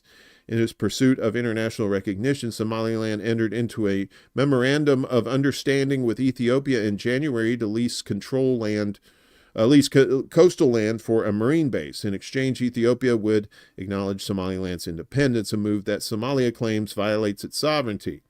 This agreement became a significant topic during Somaliland's election campaign, with Abdullahi criticizing it for a perceived lack of transparency. He has vowed to reassess such agreements to ensure they serve Somaliland's strategic interests and its aspirations for recognition.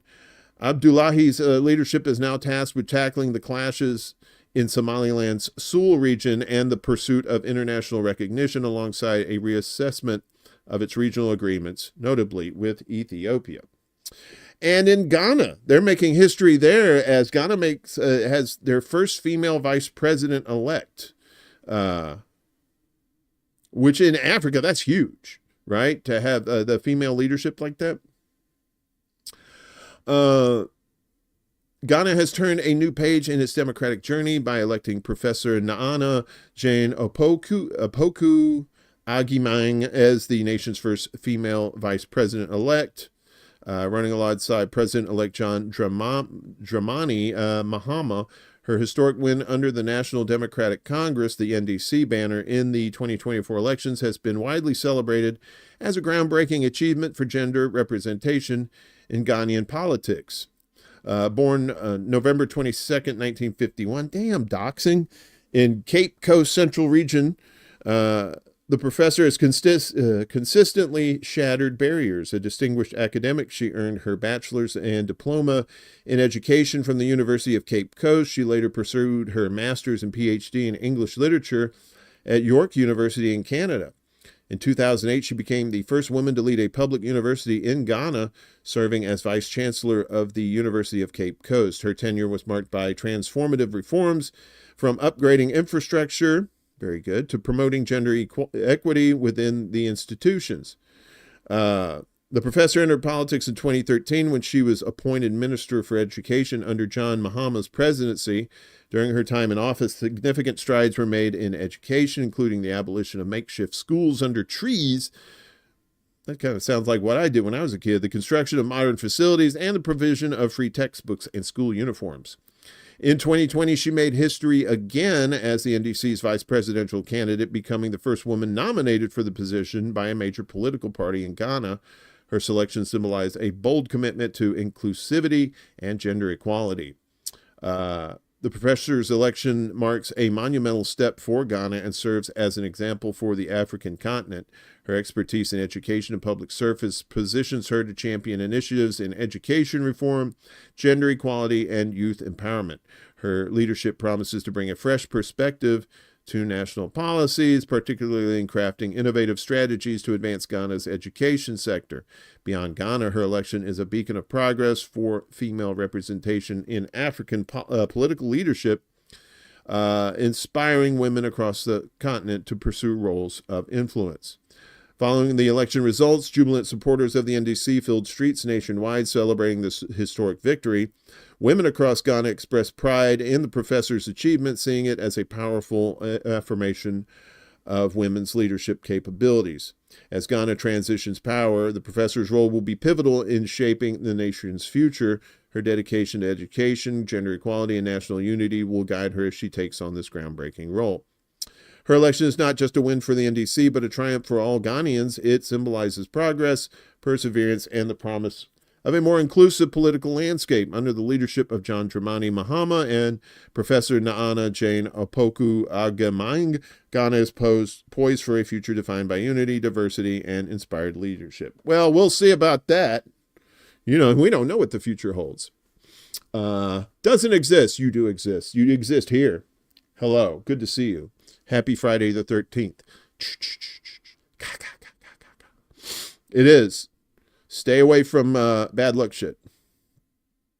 So, meanwhile, down under, Australia is going to force tech giants to pay for news shared on platforms. How about that? Australia will force Meta and Google to pay for news shared on their platforms under a new scheme unveiled Thursday, threatening to tax them if they refuse to strike deals with local media. Traditional media companies around the world are in a battle for survival as precious advertising dollars are hoovered up online. Australia wants big tech companies to compensate local publishers for sharing news links that drive traffic to their platforms, an idea they have balked at and in the past. It's important that digital platforms play their part. They need to support access to quality journalism that informs and strengthens our democracy, Communications Minister Michelle Rowland said. Social media platforms with Australian revenue of more than $160 million US will be taxed, a still-to-be-decided figure earmarked to pay for news. But they can avoid paying the tax if they voluntarily enter into commercial agreements with Australian media companies. It is the latest salvo in Australia's efforts to rein in the tech giants. Australia last month voted for new laws that will ban under 16s from social media. We told you about that. It also has proposed slapping fines on companies that fail to stamp out offensive content and the spread of disinformation. Yeah. Over here in Canada, Trump's threatening all these tariffs against Canada and Mexico. In Ontario, they're like, oh, yeah? Ontario Premier says Canada could cut U.S. energy supplies in retaliation for Trump's tariffs. A little teat for tat. Teat for tat. The Premier of Canada's most populous province on Wednesday threatened to cut off energy supplies to the U.S. if President-elect Donald Trump implements his proposed tariffs on Canadian goods. This bold move highlights the escalating tensions between the two nations as they grapple with potential trade conflict. A long time ago there was a movie about how they got I think it had Alan Alda in it, and they were talking about how they were trying to get they needed a war, but they needed a war they could win easily, so they were trying to get Canada. They kept doing false flags and stuff to get Canada to attack America so they could have a war. I can't remember the name of the movie. Some of you old people in the chat, you might know that. But anyway, so that's a little sidebar there. We will go to the full extent depending, I think it's Canadian Bacon. I think that's the movie. It was Canadian Bacon. That was John Candy's last movie too, I think. Or what? No, I think Wagons East, I think, was his last movie. We will go to the full extent depending on how far this goes. We will go to the extent of cutting off their energy, going down to Michigan, going down to New York State, and over to Wisconsin. Ontario Premier Doug Ford, I think you remember his crackhead brother? I think that was his brother, said during a press conference following a virtual meeting with Canadian Prime Minister Justin Trudeau, and other provincial premiers to discuss Trump's tariff threat. I don't want this to happen, but my number one job is to protect Ontario, Ontarians, and Canadians as a whole, since we're the largest province. Trump in November threatened to impose a blanket 25% tariff on all products from Canada and Mexico unless the two countries take action to curb the flow of drugs and unauthorized migrants to the U.S. The Canadian government said it was considering spending the equivalent of more than $700 million to better protect the border in a bid to avert new U.S. tariffs. The plan would increase the number of officers and buy additional equipment, such as helicopters and drones, to tighten border crossings. So is this to protect people from coming from Canada to the United States? Or is this to protect people from coming from the United States to Canada? Doug is the crackhead. What was his brother's name? I can't remember his brother's name. Ford said his province, Canada's Federal Ministry of Finance, and other provinces will put together a list of items on which the country could impose retaliatory tariffs against the U.S. We need to be ready to fight. This fight is 100% coming on January 20th or 21st, he said to the reporters, referencing Trump's inauguration date. And we don't know to what extent this fight is going to go. I mean, if we end up with a war with Canada, how fucked up? I mean, how fucked up is this world? We Canadians. I don't want to be your enemy. I want to be your friend. I want to be your American friend. All you Canadians, don't hate on me. I'm not invading. Analysts warned that dueling tariffs would harm both the U.S. and Canadian economies. Also, it's a lousy title for a banjo competition. Canada provides natural gas to the U.S. and roughly 20% of the crude oil used by its southern neighbor. Patrick DeHaan, head of petroleum analysis at GasBuddy, has forecast that U.S. gas prices could jump 30 to 40 cents a gallon and potentially up to 70 cents shortly after Trump's tariffs took effect. In 2023, Ontario also directly supplied electricity to 1.5 million U.S. homes and is a major exporter of power to Michigan, Minnesota, and New York. Midwestern states in particular could face serious risks if Trump's plan for tariffs on Canada, Mexico, and China goes into effect. Michigan and Illinois rely heavily on imports from Canada, Mexico, and China, which account for 19% and 12% of their states' GDPs, respectively, according to analysts at Fitch Ratings Group. Michigan, which produces nearly 19% of vehicles sold in the U.S., particularly depends on cross-border trade. Meanwhile, Illinois, home to the fourth largest crude oil refinery in the country, really didn't know that, sources most of its crude oil from Canada. If enacted precisely as proposed, the broad tariffs proposed by Trump could pose a notable economic shock, with tariff rates rising to levels not seen in the U.S. since the Great Depression. Well, we are getting close to the mid to late 20s, so, and we just had a pandemic it's kind of makes sense. Experts also warn that stiff, giggity U.S. tariffs would likely push the Canadian economy into a recession in 2025, causing a spike in inflation and forcing the Bank of Canada to pause interest rates cuts next year. According to a recent report from Michael Davenport, an economist with Oxford Economics, Canada's energy, auto, and heavy manufacturing sectors would be hit hardest because of the high degree of cross-border trade in these industries.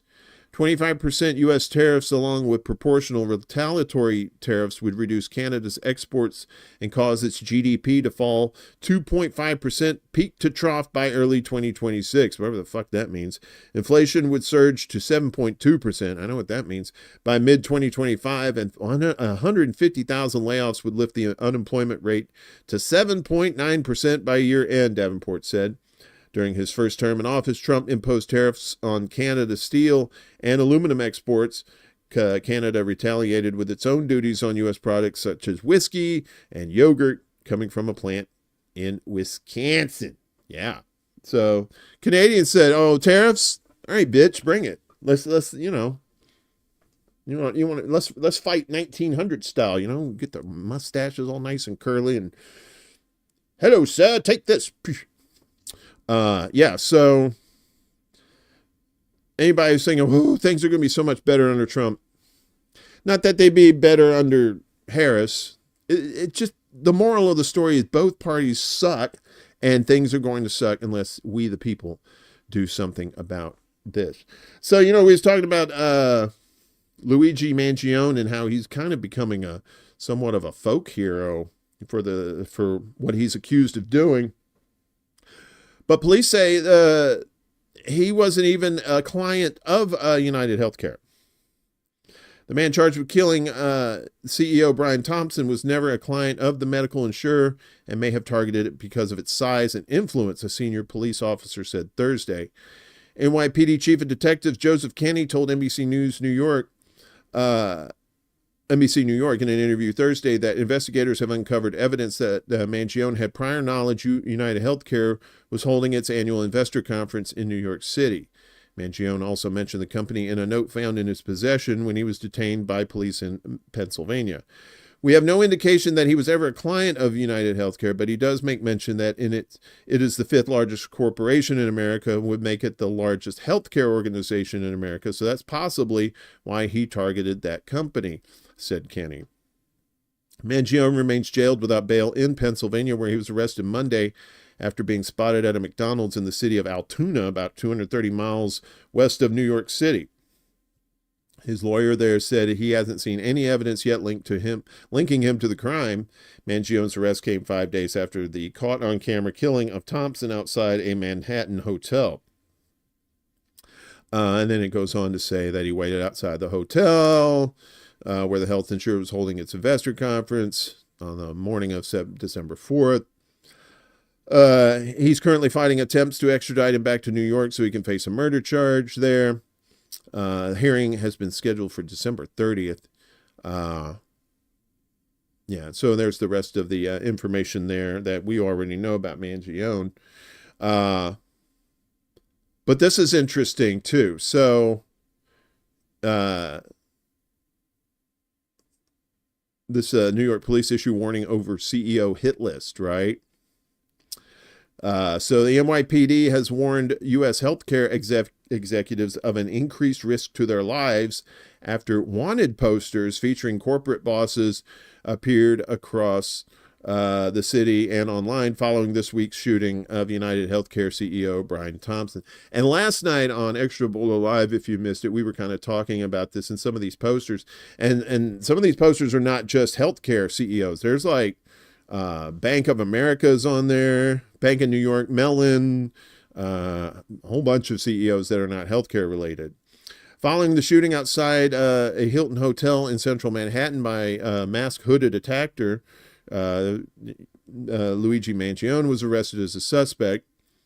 The NYPD bulletin obtained by ABC News highlighted viral posts featuring the names and salaries of several other health insurance CEOs, both prior to and after the suspected perpetrator's identification and arrest. Some online users across social media platforms reacted positively to the killing. There was a post on Facebook that they made announcing the death of their CEO, and I think it got like almost 10,000 laugh emojis reacting to it. Encouraged future targeting of similar executives and shared conspiracy theories regarding the shooting. The wanted posters plastered across Manhattan include images of industry leaders with text punctuated with bullet shapes saying Thompson was killed due to medical claims that were rejected by his company. United Healthcare killed everyday people for the sake of profit. As a result, Brian Thompson was denied his claim to life. Oof. Who will be denied next? One of the posters read. Jesus Christ. He was denied his claim to life. Holy shit. Healthcare CEOs should not feel safe. Deny, defend, depose, another wrote. The NYPD has reportedly suggested that Mangione could be viewed as a martyr by some and encourage other attacks. The bulletin warned that the shooter's actions have the capability to inspire a variety of extremists and grievance-driven malicious actors to violence. The police document also included examples of social media users who justified Thompson's shooting. This is a quote, "My mom was denied chemo multiple times and suffered tremendously. They missed her cancer for 2 years because she was constantly denied. She will have life-altering damages because of it. Fuck him, may he rest in piss," one person wrote, according to the report. Another post on Reddit cited in the bulletin lamented corporate influence over the U.S. government. "The politicians are compromised and the corporations are suffocating us. All CEOs should be considered. Sucks when your government is bought by these CEOs who immediately impact the masses." Timothy Gallagher, a former FBI agent and the managing director of Nardello and Company, a global investigations firm, told the BBC on Thursday that given the amount of attention to the suspect and the number of people who have their own grievances, the threat of a copycat is real. And as we said last night on the show, healthcare stories like that are relatable because we know people, right? We have friends and family and coworkers that are going through this mess, right? You say, well, why isn't that we getting the same kind of attention to Gaza? It's because we don't live in Gaza. There's that detachment, right? I'm not saying everybody is detached, but in general, the United States public is detached from stuff overseas because we're not in the shit. If we were in Gaza getting shot at and seeing people dying all around us, we probably have a very, very, very different perspective on things. But because we live here in America and we are subject to the private health insurance mob that runs things, you're going to hear more relatable stories from people you probably already know. So that's why they fear that's why they fear that these copycats are going to happen, because they know this kind of thing would resonate with the public more so than anything like foreign, regardless of how, atrocious and, like genocide. You would think, well, genocide should top the list, right? But no, it's more domestic stuff. It would be, healthcare would probably pique more people's interests, and they have their own relatable stories as well. So yeah, I mean, all we got to do is, keep watching the space and see what happens. So how often do health insurers deny patient claims? This is from U.S. News and World Report. That rag. The killing of CEO Brian Thompson last week sparked a wider conversation about the healthcare system in the U.S. and the struggles Americans can go through to get insurers to cover the cost of their care. Stories of claims not getting approved appeared widespread on social media, but how often do health insurers actually deny patient claims? The answer isn't straightforward, given that much of this type of data from private insurers like United Healthcare typically isn't available publicly. United Healthcare is one of the biggest health insurers in the country, providing coverage to more than 49 million Americans. Well, providing some coverage, maybe.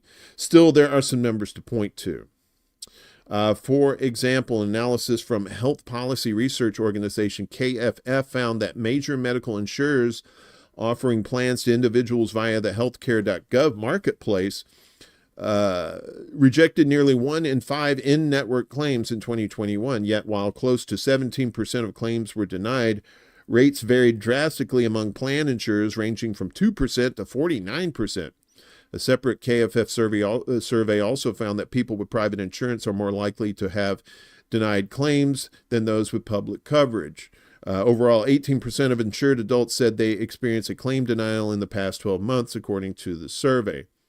According to personal finance website Value Penguin, which used federal data from 2022 to compile in-network claim denial rates by companies offering plans on at least some Affordable Care Act exchanges, United Healthcare denied nearly 1/3 of claims, topping the list.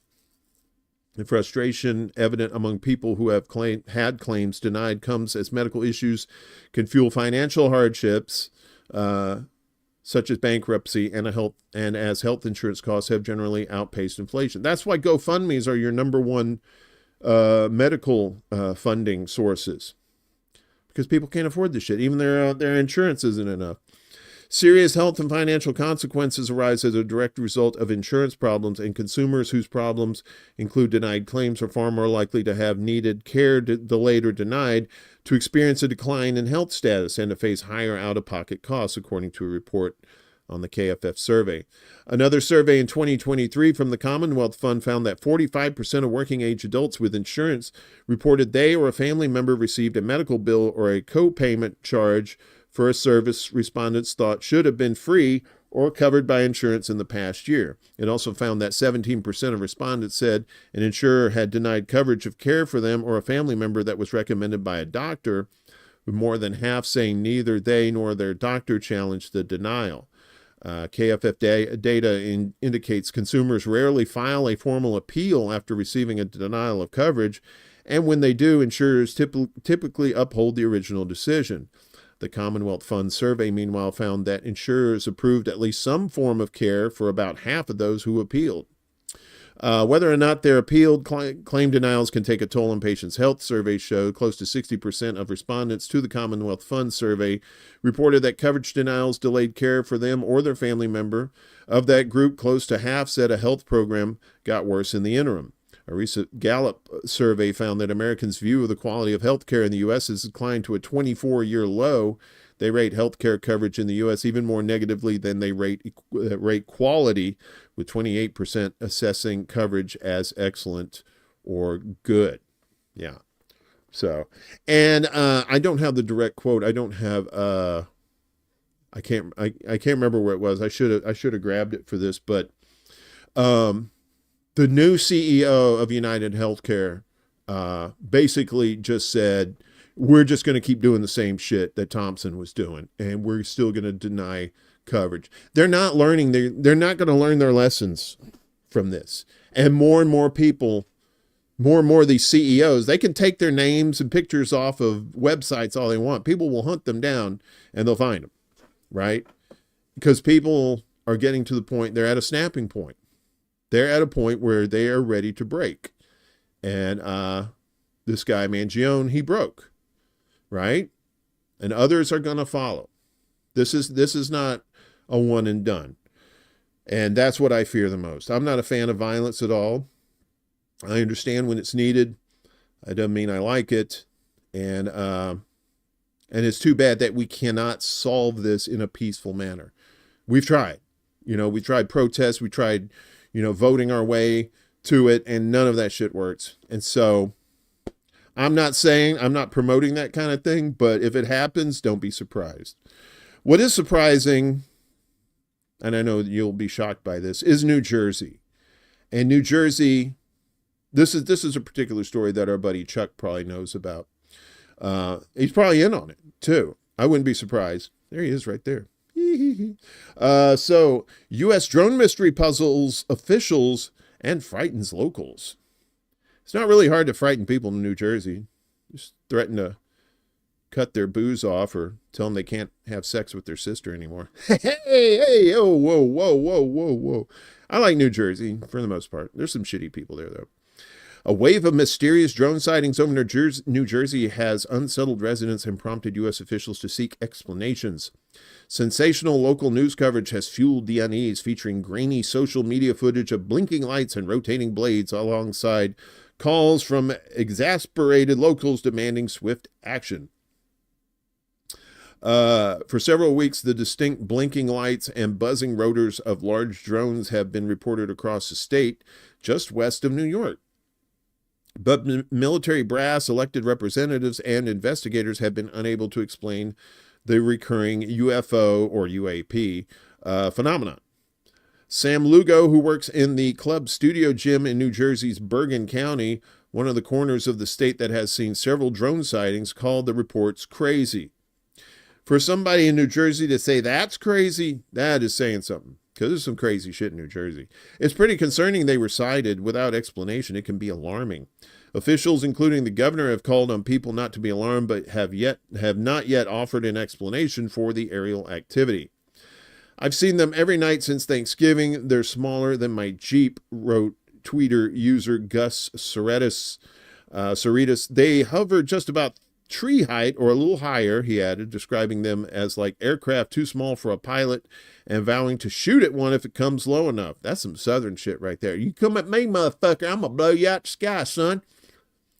Fucking UFOs, little green men and shit. New Jersey Congressman Chris Smith wrote to the Pentagon on Tuesday demanding answers. There have been numerous instances of unmanned aerial systems flying over New Jersey, including in close proximity to sensitive sites and critical infrastructure, to include military installations located in my district, he wrote to Defense Secretary Lloyd Austin. Smith said he had been told that more than a dozen drones pursued a Coast Guard lifeboat over the weekend. The lawmaker then spent hours monitoring the night sky with the sheriff of Ocean County, the location of a number of sightings, according to his office. The Pentagon, the nerve center of the U.S. military, insists the objects are not U.S. military drones.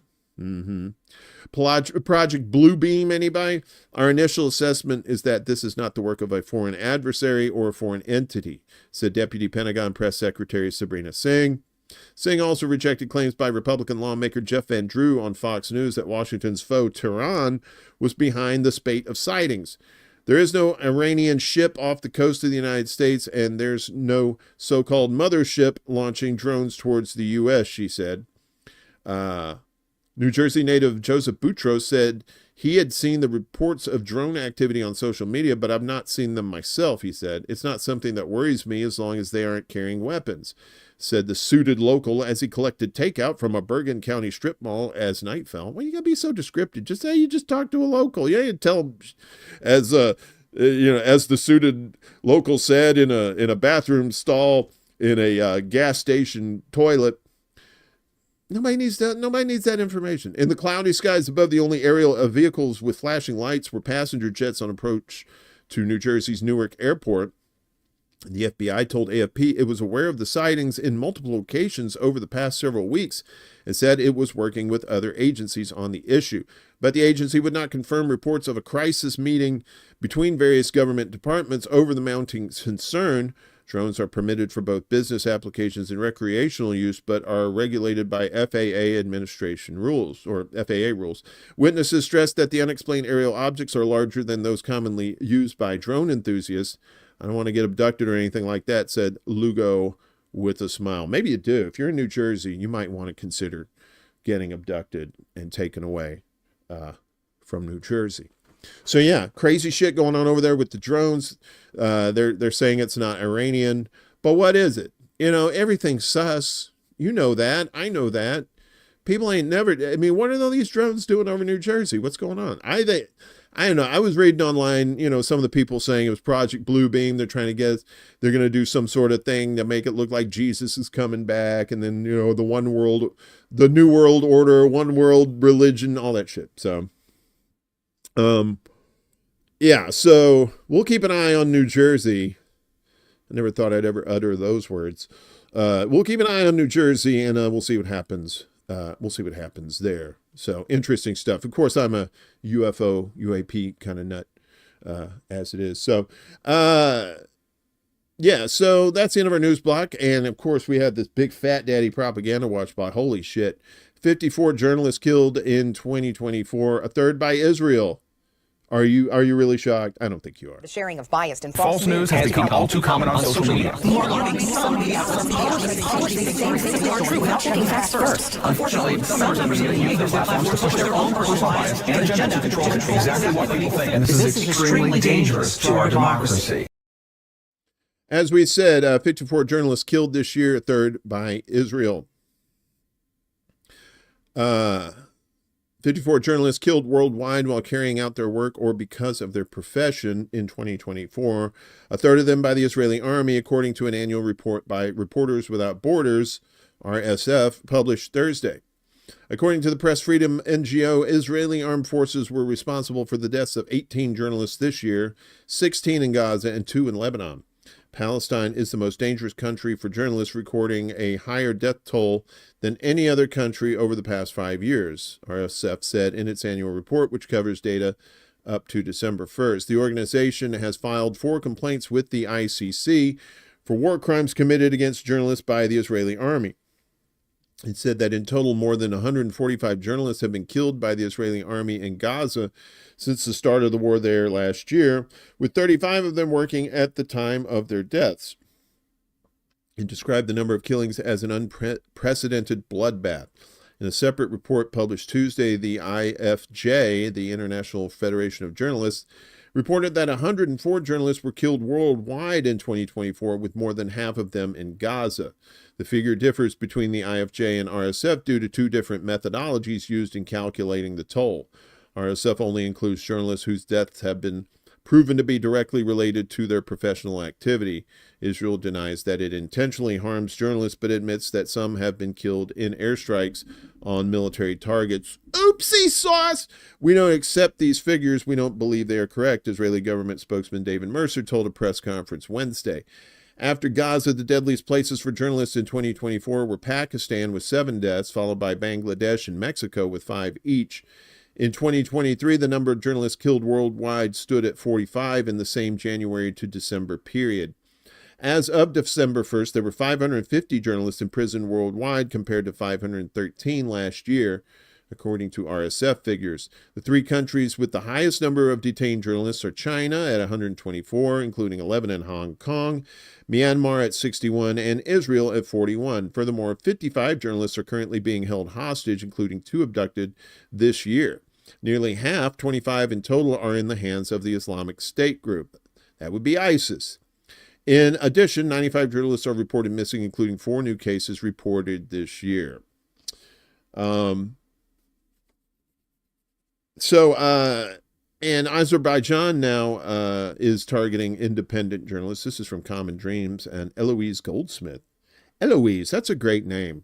You know, that's like old, that's OG. Every once in a while, you're going to get some old schoolers like, I'm naming my kid Eloise.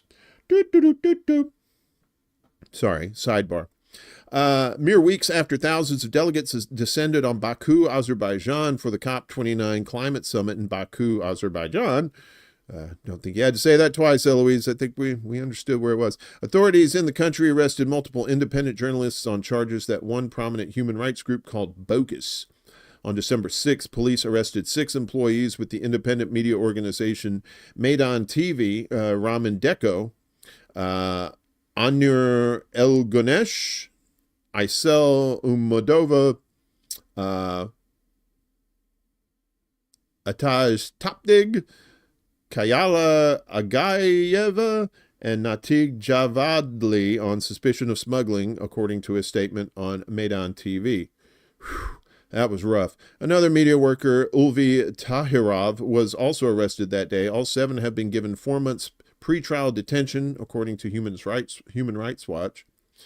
In a statement released December 6, Maidan TV, which is headquartered in Berlin, said that since the day we started our activities over a decade ago, our brave journalists have been arrested, and they and their families have been subjected to persecution.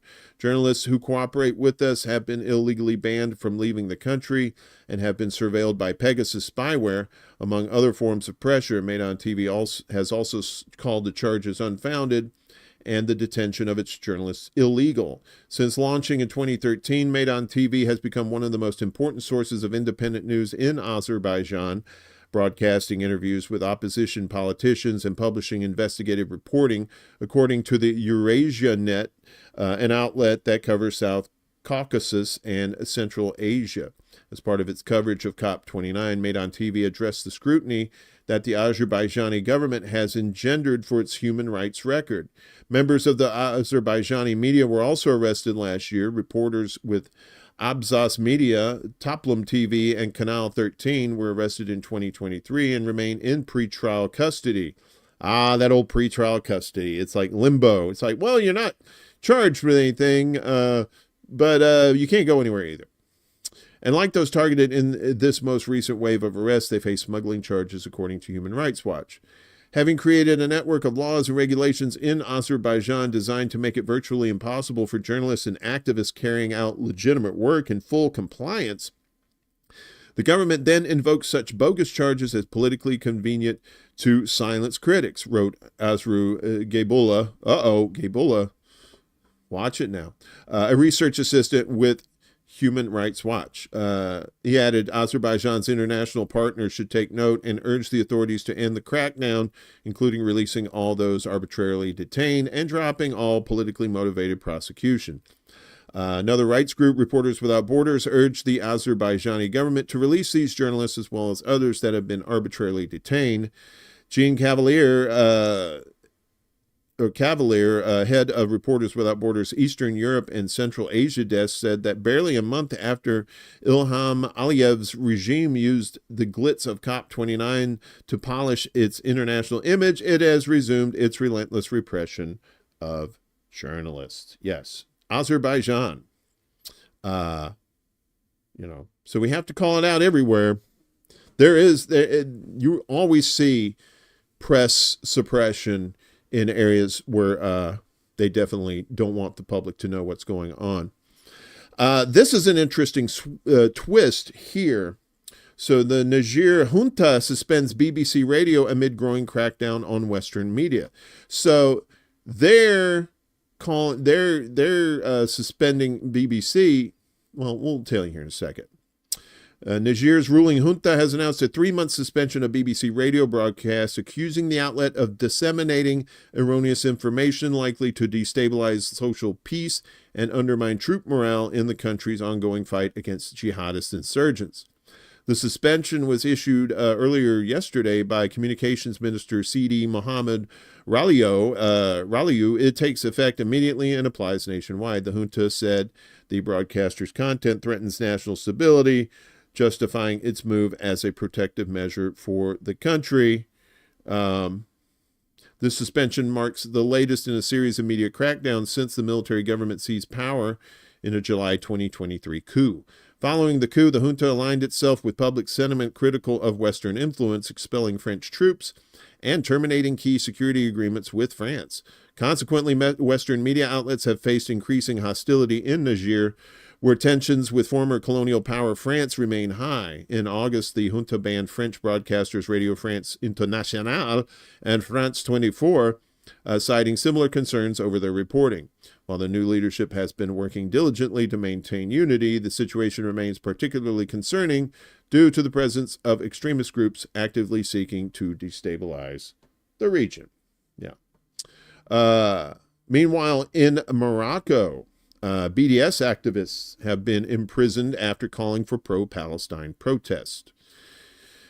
So, a court in Morocco sentenced a local member of the boycott, divestment, and sanctions movement to 1 year in prison and a fine of $500 American on Tuesday for calling for a protest over the kingdom's normalization with Israel. Ismail Ghazaoui was prosecuted for incitement to commit crimes for planned protest in front of the U.S. consulate in Casablanca to denounce Zionist crimes supported by the United States. The 34-year-old agricultural engineer was arrested on his way to the U.S. diplomatic mission in the city to participate in a sit-in against Israel's war on Gaza before being released, Moroccan media reported. On November 16th, the pro-Palestinian activist was summoned by the police in Casablanca and taken into custody after prosecutors ordered his detention. According to local reports, the case against him was initiated on the basis of a video that has not been made public, in which Ghazaoui called to surround the American embassy in Casablanca and shed blood for Palestine. The court accused him of incitement to commit crimes and offenses. The conviction has sparked condemnations inside the North African state. BDS Morocco described it as a flagrant attack on freedom of expression and a shameful attempt to silence free voices in Morocco, and part of a wider criminalization of the humanitarian duty to support the legitimate rights of the Palestinian people.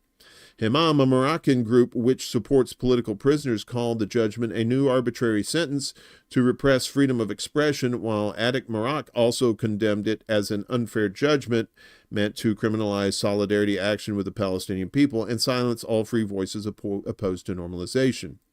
Human rights activists had organized a rally to coincide with the trial, renewing their protests despite the pressure faced by opponents of normalization in the kingdom. Several pro-Palestinian activists have been imprisoned by Moroccan courts in recent years. In August last year, Saeed Boukoid was sentenced to 5 years in prison on his return from Qatar, where he was based. The activist was prosecuted for posts on social media in which he denounced normalization with Israel in a way that could be interpreted as criticism of the king, his lawyer said. Last April, Abdurrahman, I'm going to call him AA, a member of the Moroccan Front for Support of Palestine and Against Normalization, was also given a 5-year prison sentence for having denounced normalization on social media. Azenkad is his last name. Israel and Morocco formally established diplomatic ties in December 2020 by signing a Morocco-U.S.-Israel tripartite agreement as part of the so-called Abraham Accords. The deal brokered by former President Donald Trump included recognition of Rabat's claim of sovereignty over the disputed territory of Western Sahara, a former Spanish colony mostly controlled by Morocco but claimed by the Polisario Front, a Sahrawi independence movement supported by Algeria. While Morocco and Israel have a 60-year history of cooperation in military and intelligence matters, their ties deepened significantly after the agreement, with the kingdom purchasing Israeli equipment as part of its ongoing war against Polisario.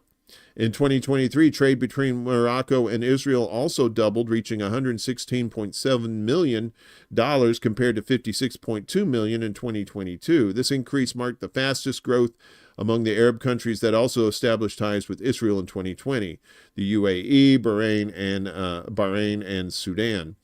Israel's ongoing assault on Gaza has intensified popular opposition to these ties and highlighted the divergence between the government and public position on Israel. There's always a divergence between the government and public position. Hell, like over 60% of people in this country want Medicare for all. Are we going to get it? Not in this lifetime. Not in my lifetime. Since the war began, tens of thousands of protesters from across the political spectrum have taken to Morocco's streets to denounce the normalization deal, demanding the expulsion of Israeli diplomats and expressing support for Palestinians. An Arab barometer poll published in June showed that popular support for normalization between Israel and Morocco has plummeted, dropping from 31% in 2022 to only 13%. Aziz Chahir, an associate researcher at the Jacques Burke Center in Rabat, told Middle East Eye earlier this year that because of widespread public dissatisfaction over the war, the Moroccan government was juggling the entangled political realities of the Gaza-Israel crisis while simultaneously preserving its precious normalization agreement. We are witnessing complex tensions where censorship, repression, propaganda, and official narratives intertwine in a perpetually challenging political ballet, he said. Yeah, so really, it seems like Israel is just turned into the litmus test, right? Whose side are you on? Are you on Israel's side, or are you on the side of non-evil motherfuckers? Speaking of evil motherfuckers, this is a twofer for you. We got Meta, who donates $1 million to Trump Fund, signals a shift in political relations. Oh, is it now? I always put like the political shit underneath this because all politics is bullshit on the national level. All theater. Meta, the parent company of Facebook, has made a $1 million donation to Donald Trump's inaugural fund, marking the largest contribution by the tech giant to a U.S. president-elect's inaugural efforts. The donation comes amid shifting relations between the company and Trump following years of tension over accusations of bias and censorship. The donation, first reported by the Wall Street Journal, coincides with efforts by Meta CEO Mark Zuckerberg, who was formerly Commander Data on Star Trek The Next Generation, to improve relations with Trump and his team. This includes a private dinner between Zuckerberg and Trump at Mar-a-Lago last month, during which they reportedly discussed innovation and exchanged pleasantries. They were probably eating Big Macs or something. According to the report, Zuckerberg congratulated Trump on his victory and expressed optimism about working with his administration. We have great opportunities ahead of us as a country. Looking forward to working with you and your administration, Zuckerberg wrote in a message to Trump after his election, pulling a dick out of his mouth. Apparently, it was a clone of Trump's dick. Zuckerberg also reportedly engaged with Trump's key advisors, including Senator Marco Rubio, Stephen Miller, and Nick Clegg. Meta is president of Global Affairs and former UK Deputy Prime Minister. And here's one for you, folks. If this isn't the most propaganda shit that Time Magazine has ever done, yeah, I know they don't. Time Magazine's Person of the Year is not supposed to be the nicest or the best person or the one that has the most influence, but they named Donald Trump Person of the Year. Why, I don't know. I think Luigi should have had this spot. I'd seen those pictures too, the doctored up the Time covers with Luigi Mangione on there. Not saying, just saying. Time Magazine named Donald Trump its Person of the Year, saying perhaps no single individual has played a larger role in changing the course of politics in history than the U.S. president-elect. In a statement on Thursday explaining the choice, Time wrote that Trump, who defeated Democratic Vice President Kamala Harris to win last month's presidential election, experiences his apotheosis. On the cusp of his second presidency, all of us, from his most fanatical supporters to his most fervent critics, are living in the age of Trump, the magazine said. For marshaling a comeback of historic proportions. Marshaling a comeback? The guy got shot for driving a once-in-a-generational political, well, allegedly shot, for driving a once-in-a-generation political realignment, for reshaping the American presidency and altering America's role in the world. Donald Trump is Time's 2024 Person of the Year. Trump surged to victory in November, in the November election against a campaign marked by incendiary and awful hateful rhetoric against migrants, Democrats, and other perceived opponents. Yeah. So there you go. Trumpy. Trump's your Person of the Year, fuckheads. Sorry, not sorry. Kind of sorry. But that's where we're at. And that all this is going to do is just go to his head and just make him more unbearable. And just remember, Trump's not going to be up for re-election. This is his last go-round. So he's already starting as a lame duck with a very slight majority in the Senate and in the House. But, here we are. I guess Time. I think Time made Hitler their Person of the Year too, right before we got into the war with them. So, not making comparisons, just saying that Time makes some somewhat questionable choices for Person of the Year. Anyway, we got stuff. That's it for our news stuff. I hope you got the information that you needed from that. We're going to end the show with a little music, but first, we've got some promotions to do. So tonight, I believe Willie Bragg's going to be doing his show, 8 p.m. Eastern. And of course, Around the World with Dee and Friends at 9 p.m. Eastern, both on YouTube. I think Dee is also on Facebook too. She does Facebook. And I know Willie's show is also on Twitch too. So that should be good. Also coming up tonight, this guy, it's Chuck's Intergalactic UFO Show. Going to be 9 p.m. Eastern, 6 p.m. Pacific time. It's a pretty cool show, folks. Chuck does a good job on his adventures for IG Corp and trying to stay out of trouble. Also, this weekend, that's going to be on YouTube and Rumble, by the way, this evening. So, yeah, stop smelling me. Wait, what? Also, this weekend, these assholes. Well, that asshole. It's a secret show. It's going to be midnight Eastern, 9 p.m. Pacific tomorrow night. We're going to have some goofy videos for you, talk about some dumb shit, maybe some butt plugs if you've been a good boy or girl or whatever the hell you are. We'll talk about butt plugs. I think there is a butt plug story in the mix somewhere. Yeah, so, and you can also listen to Kate's music show on Mixcloud. She's gearing up for the winter solstice, so be sure to check her out. See, we got all kinds of talented people in this space. It's such a wonderful thing. And speaking of wonderful people and talented people, we leave you this morning with my buddy Seth Michael Pinder, a very talented person in his own right. He provides, he does music, and I steal it from him for the shows because, he's a nice guy. He ain't going to do nothing to me, right? Peace, I take your shit, son. I take your shit. What you going to do? What you going to do? Why'd you flinch? Why'd you flinch? I'm sorry. Thank you, Kate. And thank you, everybody. We're gonna leave you with Seth Michael Pinder and his new song, Unwind. Enjoy yourself. Unwind. Have a good weekend. I'll be doing, like I said, secret show tomorrow. Maybe some gaming. Make sure you're checking out these fine folks here and checking out all the stuff they're putting out. Independent media, independent entertainment, indie. It's all a good thing. We'll see you next time. Peace.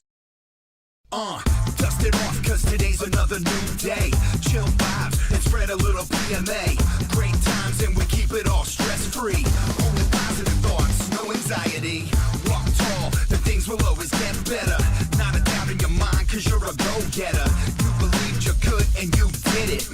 Always love yourself, don't forget it. Another lesson in life about encouragement. Be the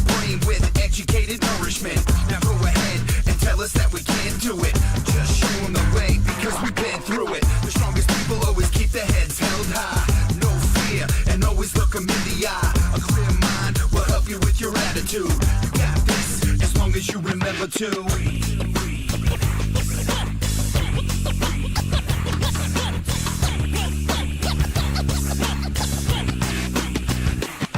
Yo, so believe in yourself and your abilities. Just think of those endless possibilities. Determination is your first step forward, but negativity will keep you cornered. You get the best results when you're motivated. The best things in life are always complicated. Clear a path with that bottled up energy. Always proving them wrong quite cleverly. Big smile when you live a healthy lifestyle. Versatile and it makes it all worthwhile. Less tension can regulate your blood pressure. Sun shines even when there's bad weather. So funny even when you're serious. Always making people laugh cause you're hilarious. So give thanks and show a lot of gratitude. You got this as long as you remember to. Remember to.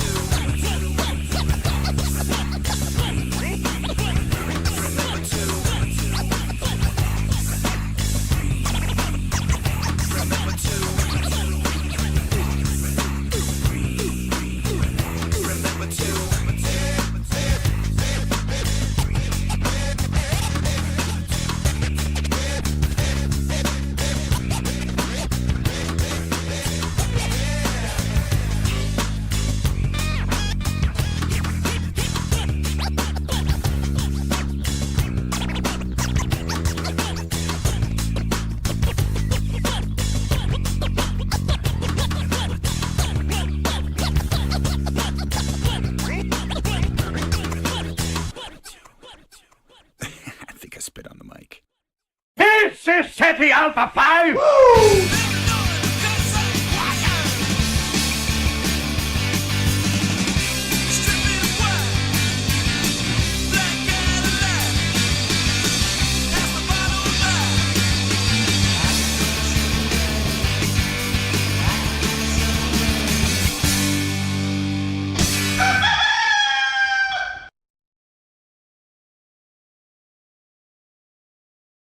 Soon,